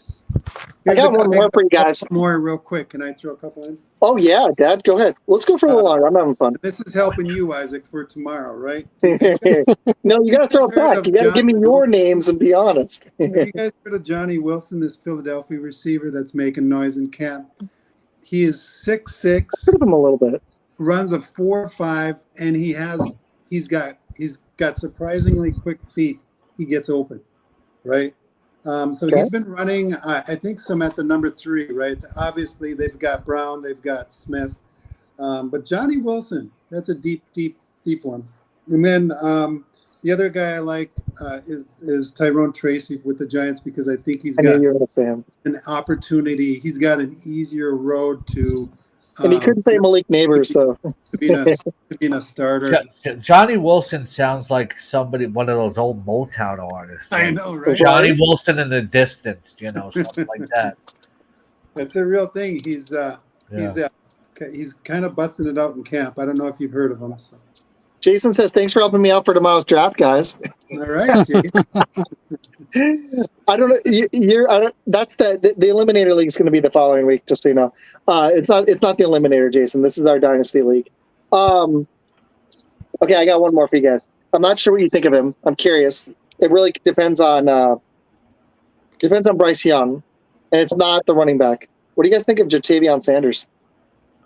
I think that's another stash. All the measurables are there, but sometimes rookie tight ends take a lot to develop. That's why I like Laporta so much, because you just don't see that from a rookie tight end all the time. We're seeing it more recent years, but I think Sanders is a nice stash. By year 2 or 3, he can be very good for Bryce Young. Okay, so what I want to do now, really quick final thoughts, and then I'll give you guys the room to share your shows. Dad will talk about future stuff we've got going on with our draft tomorrow and stuff. But William, any final fantasy thoughts on leagues? Any tips for anybody? Make sure that you are not stationary with your fantasy team. You may like them after you finish drafting. Always look for an opportunity to make a trade. Just because you drafted or you feel like you drafted well doesn't mean that you should not make any moves afterward. If you're not trading, you're not trying. My dad's always offering me trades. He put up his picks for trade for tomorrow already. Yeah. When you're making a trade offer too, we'd be trading every week. When you're making a trade offer too, stop making these Major League Baseball offers where you stack 4 guys for one, quantity for quality. The person always giving up the quality is it's always lopsided. Oh, I make generally I make really hold on, I want to pull up this ridiculous Dynasty offer I got. I have to, because this guy always, I always say, will you leave me alone? He always offers trades like this, and I never take them. Hold on. George Pickens is eventually going to break out. I'm like, listen to this Dynasty trade offer, right? Michael Mayer, Michael Wilson, Drake May, and a 10th rounder for an 8th rounder, a 9th rounder, a 7th rounder, and Garrett Wilson. Oh my God! No. Just stop, okay? Yeah. Horrible. I think that a lot of managers just don't know how to trade. I think is the problem. Yeah. They just you couldn't throw a first round in there just to I mean, try to fool you. When you're making an offer, you can always start out by lowballing a little bit, but always put yourself in the other guy's shoes or gal. Would I consider this? It's you have to know the other owners, but if you don't, because this is the FFPC where you maybe know the owners, but you get a feel. Don't throw something out there that has no chance of being accepted. Scott, I need you to talk to my league mates for me, because they don't understand the concept of negotiating. No. You don't your first offer is never going to be your best offer. It should never be your best offer. I can't read your mind. That's what negotiating is for. Yeah. Good point. I like it. I always look. Scott. I always look at the team and the player I want to target, and then I look at the team and what the team needs before. He looks at my team. He's like, "You need a quarterback." That is the best advice, Tom. Like, so many people don't think about the other side when they're making a trade-off. I always tell, pull up the roster grid. Like, people would say, who do you think I can get for James Cook? Well, you just can't throw James Cook out there and say, I want DK Metcalf if the guy who has DK Metcalf already has 2 starting running backs. Mm-hmm. You have to look at the other teams and work up the rosters that make a good fit. Just don't, just don't say, okay, I want to go after that guy. I want to go after Nico Collins. What if the guy Nico Collins doesn't have one of your running backs? So you have to find the right trade partner first. Exactly. Good take, guys. Scott. That's trade 101. Scott, so tell my dad to stop offering me these terrible trades where he's like, hey, man, I want Jordan Love, and I'll give you Gabe Davis. Is that good? Is that a good trade for you? Scott, that does not happen. All right, I'm just playing. Scott, before we close in a minute here, I'm actually having a blast. I could stay up for another hour. Well, I've talked too much already, so I'll try to keep No. You're good. What is your advice or thoughts? Seahawks, it could be NFL, whatever. What are your final thoughts for fantasy season? Any tips you've got for people? I really like what you just said about both y'all, about thinking about the other team, Dad and Scott. That was awesome. No, he does. I was just messing. He offers some good trades. Some leagues don't offer trades, so you got to remember that too. You play in the NFFC, there's no trades. High stakes, so you got to adjust accordingly. 2 things with drafting, okay? Number 1, don't overthink the draft. Well, like I said earlier, for people who wasn't listening, I'm at number 8, and I think the first 7 are going to go like this. So who do you like between this guy and this guy? Don't try to predict the order ahead of you. Anything can happen, twists and turns. You interview people before the draft. They may not be truthful. They might change their mind in a second because, some pick that you didn't expect will happen. Like we gave out examples of somebody took Anthony Richardson in one league I was in. Somebody took Bijan Robinson. Don't try to predict. If you're at number 9, queue up your top 9 guys and just take the player that's ahead of you. I mean, the player that's in the top of your queue when it's your turn. Second off, okay, Scott Engel never, ever, ever gets sniped in a fantasy draft. Ever. You know why? Because if I'm queuing up certain players, right, and somebody's falling to me and he might get to my spot, well, guess what? Everybody's thinking the same thing. I do that. And you cannot get sniped if you have groups of players ready. Exactly. And I always have groups of players ready. So I never get sniped. Smart. Oh, that would have been nice. DK Metcalf won just before my pick.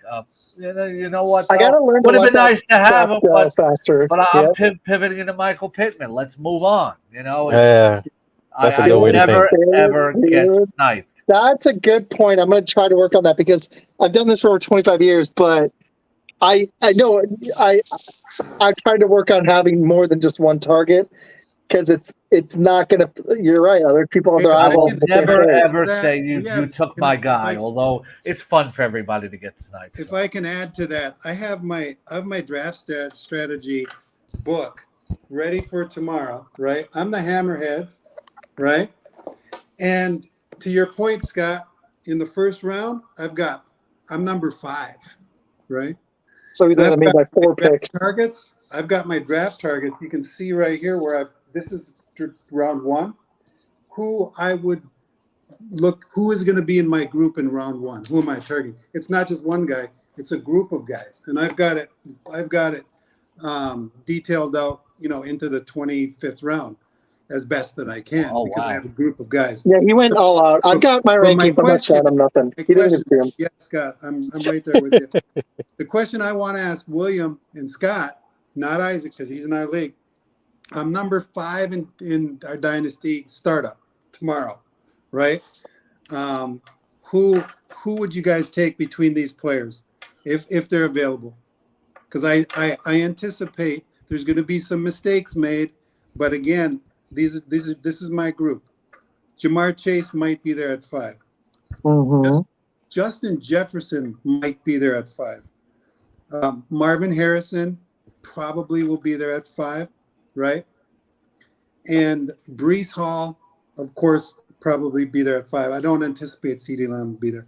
So out of those 4 players that I just mentioned, Chase, Jefferson, Breece Hall, Harrison, just because Izac, he don't get to pick till 9. So whatever you tell me, I'm going to take it into serious consideration. Don't worry, I'm going to take whoever you mess up and don't take. You're good. It's okay. William, who would you take? Dynasty. For me, it's probably between Marvin Harrison and Breece Hall. Yeah. I like those are good names, but those 2 guys have the best situations. And if I'm going to go young, I'll probably take Marvin Harrison. All right. Thank you for that, William. Thank you. Okay. Scott, what do you got? With all respect, you've listened to nothing that I've said about trying to predict the draft order. You said this guy's probably going to be there. That guy's probably going to be there. You don't know that. Stop. You get this too. All right.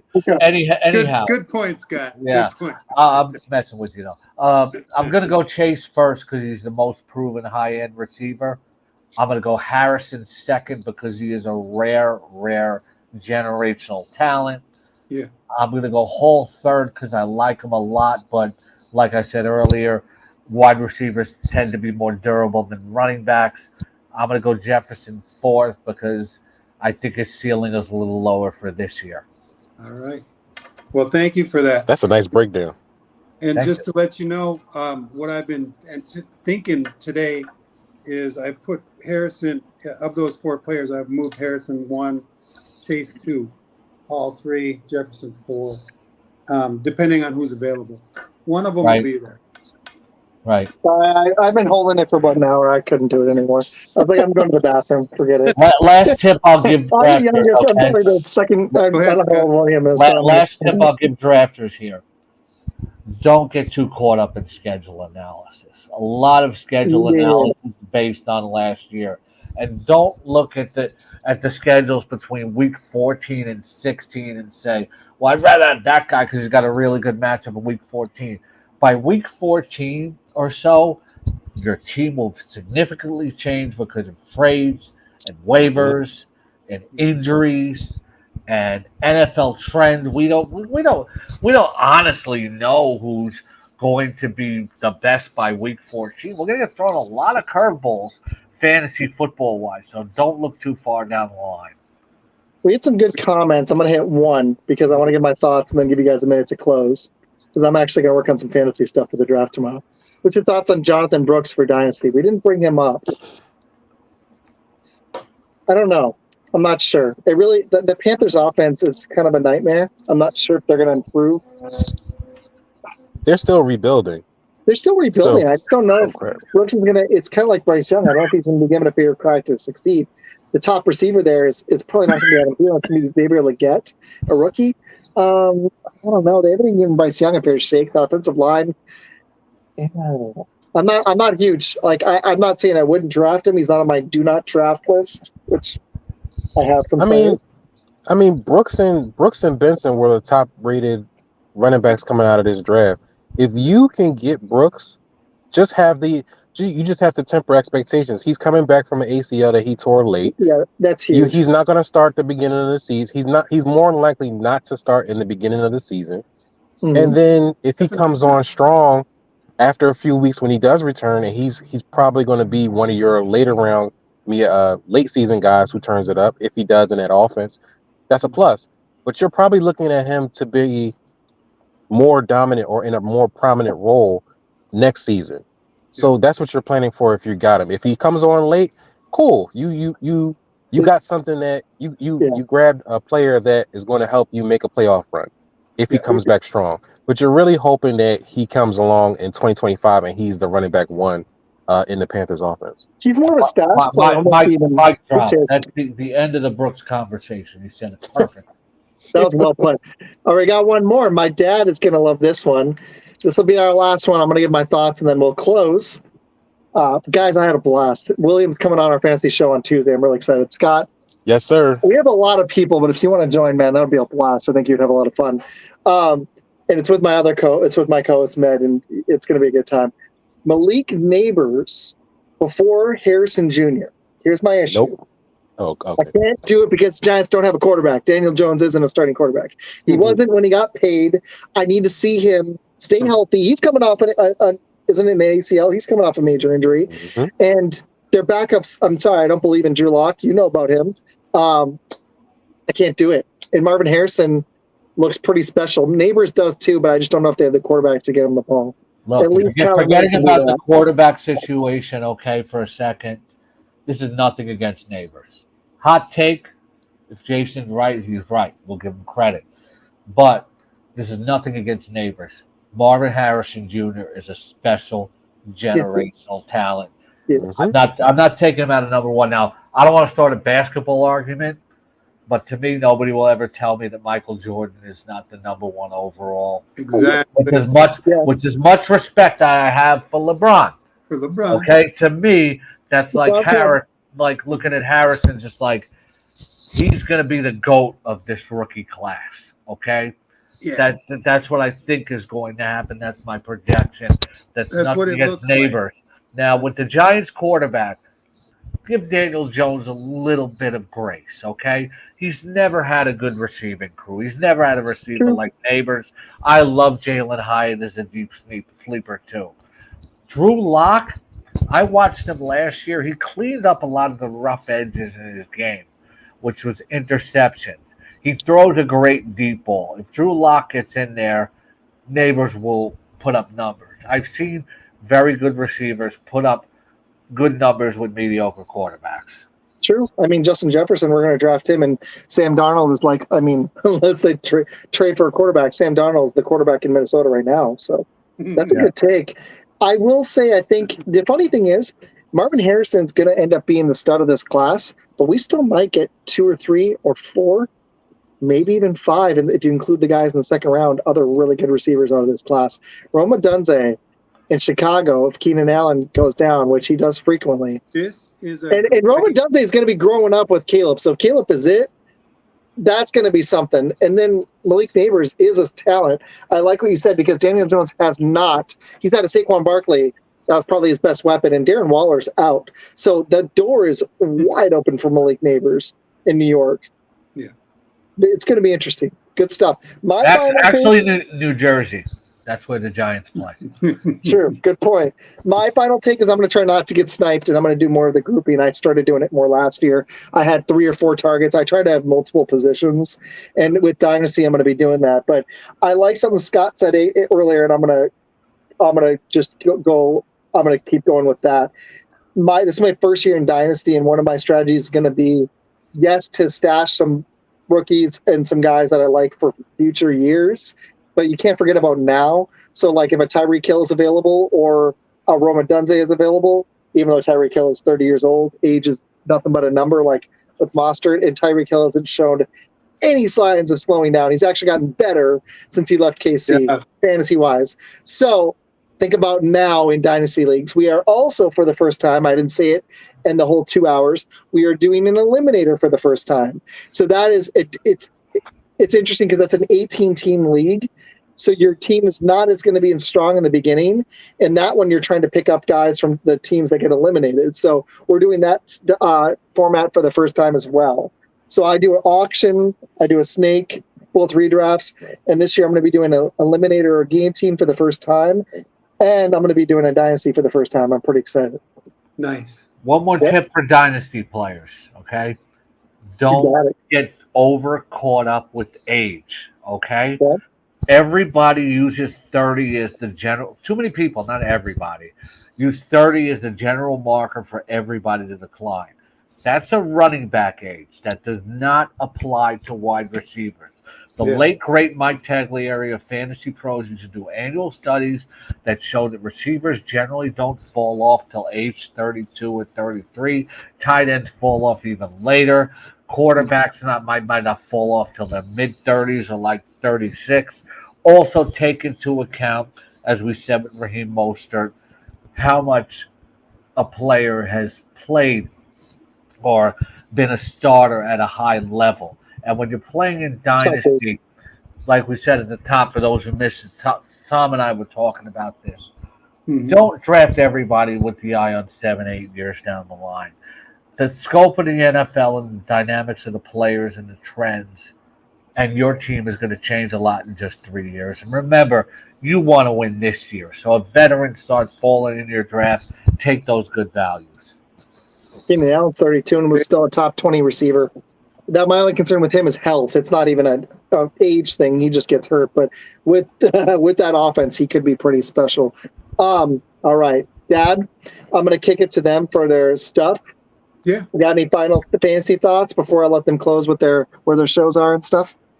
Oh, just it looks like for me in the Dynasty draft, I'm at the 5 position. So right now, it's funny because Scott was talking about, hey, just don't go young. Don't look at all the players, right? But at 5, I'm thinking Harrison. If he falls to me, is going to be my pick. And then if Neighbors falls into the second round to the 20th spot, I could start with Harrison Neighbors combination. He didn't listen to anything I said. He's still trying to predict the draft ahead of time. There's a very good shot that Marvin Harrison Jr. is not going to be there at number 5. Oh, well, if he's not there, I've got Chase will be there, Jefferson. So, I'll get a good player. All right, he knows who's going to be there. Okay. He's got like 7 names, and one of them has got to be there. I like it. 4 guys that are going to fall. So, Scott, you were actually... Sam Darnold is going number 1, I don't know what's going on here. So, Scott, we've got a really big panel on Tuesday, but you're absolutely welcome. If you join, we've got so many names, we'll probably roll at 7 Eastern. We've got me, Med, Williams joining. We've got Big Draft Energy, another fantasy show. He's a good dude, yeah. Oh, you know him, nice. And Ballers and Briefs on Tuesday. So if you want to join, absolutely. Thank you. Yeah. All right, guys. We're at almost 2 hours. William, tell people what you got coming up, where to find your stuff again, and thank you for joining, dude. Seriously, this was a blast. No problem. I really appreciate the invite, man. This was fun. This was really fun. This is my first full fantasy show. I've never done this. I do little takes, and it makes me want to just do fantasy shows all the time, honestly. So, yeah. But you can find the podcast is available everywhere. We're on Apple. We're on YouTube. We'll be doing, like I said before in the beginning, we'll be doing more video content on our YouTube channel at Fantasy's Finest. Yes, Mr. Sailor, I will update my Discord link and my YouTube bio. I just got some tinkering to do to get that done. I also write too. I mentioned that earlier as well. I write for Fantasy Data. I write my own website, thefantasysfinest.com. You can follow us across all our social medias. We're on Threads, Instagram, Facebook. We have Facebook pages, Twitter at the same handle, Fantasy's Finest. And if you want to follow me personally, you can follow me on Twitter too at hype_finest. And we're on TikTok as well. So we got a lot of things coming, more content coming. So stay tuned and hit them follow buttons. Scott. Yeah, the way he's got Fantasy Finest, in the PH, you think he's a Dolphins fan. I know.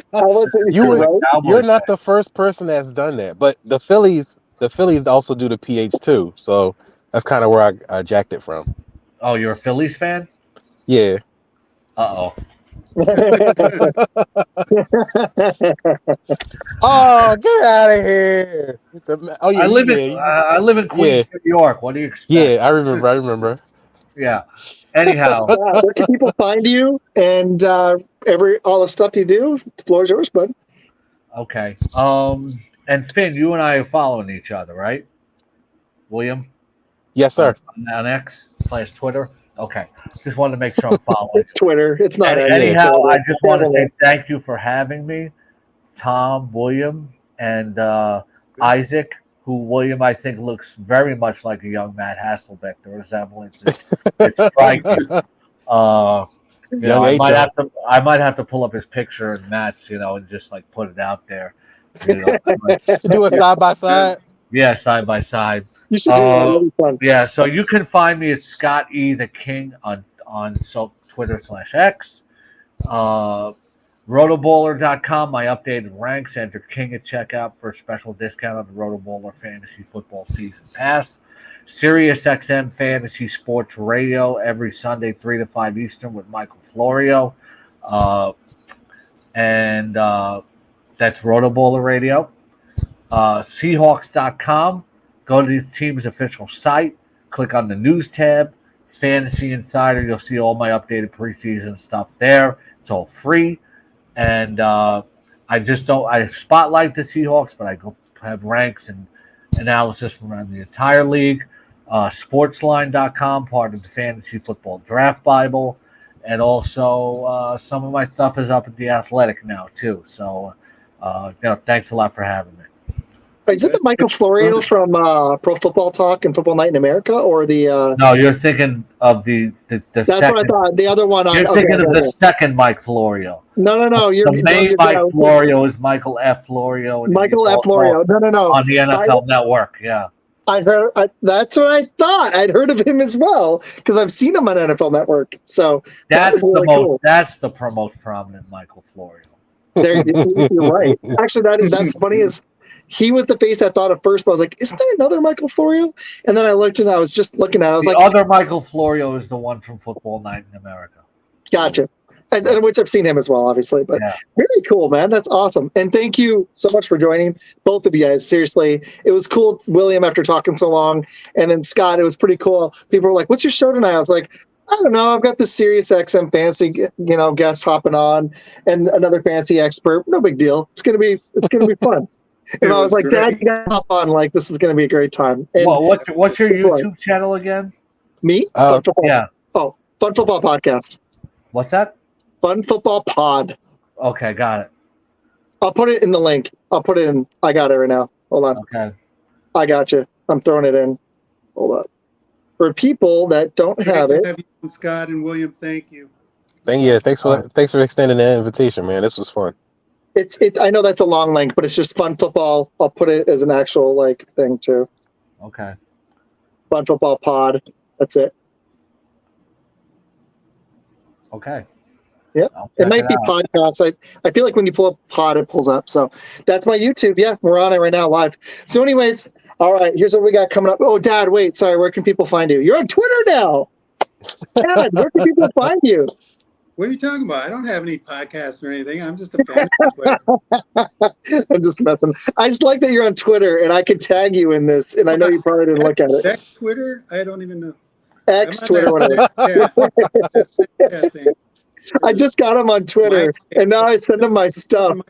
Like when Lamar Jackson recorded it, I was like, "Dad, check it out." I sent it to him. It was kind of cool. I could not just send him a screenshot. I sent it to him on Twitter. You're on Facebook though too, Dad. You have socials now. Look at you. That's right. I'm connected. You're connected. All right. I'm Izac with Fun Football Podcast and Blitz. I'm hoping Scott joins us, but on Tuesday, I've already previewed it. We have another, and this was a blast. I'm really excited. On Tuesday night, I'm going to just start at 7 Eastern because we have such a big panel. We have Scott Engel coming on, hopefully. William Spencer, Big Draft Energy, Ballers and Briefs with me and Med on Blitz, 7 Eastern on Tuesday nights. That is our new landing spot. We'll be starting our shows at 7 or 7:30 Eastern. You can see that on YouTube. You can find me, Fun Football Podcast, next Friday. We're going to have a Packer and Bear panel. Matt Ramage, Rev Trev, myself, Bill, and Med will get his just lickings from the four of us Packer fans, and I'm really excited. That'll be at 9 Eastern next Friday. And then we've got one more college special the following week, and then I'll take a little break before the season starts. I'll be visiting my dad in Arizona. I'm really excited. You can find me on TikTok, Fun Football Pod, on X, Fun Football Pod, on YouTube. I think it's Fun Football Podcast, Facebook, Instagram, even email. You can find me on all of them. But please like and subscribe. This was a blast. I will see you guys on Tuesday night. We might stream this draft tomorrow. Me and my dad will have a little conversation off the air. But thank you for watching for 2 hours. We had some people hang for the whole time. Jason hung the whole time. And just for Bill and William, he said, "Go Cubs, go," just to be Jason. I love it. And he's a Phillies fan, but not an Eagles fan. That's interesting, Sailor said. So Yeah. that was I get also that too. interesting. But guys, this was a blast. It was my first full fantasy show, and I want to do more. So thank you guys, William, Scott, Dad. That was awesome. Thank you everybody for watching. This is Fun Football Podcast, Isaac, and I will see you guys on Tuesday evening. Thank you so much.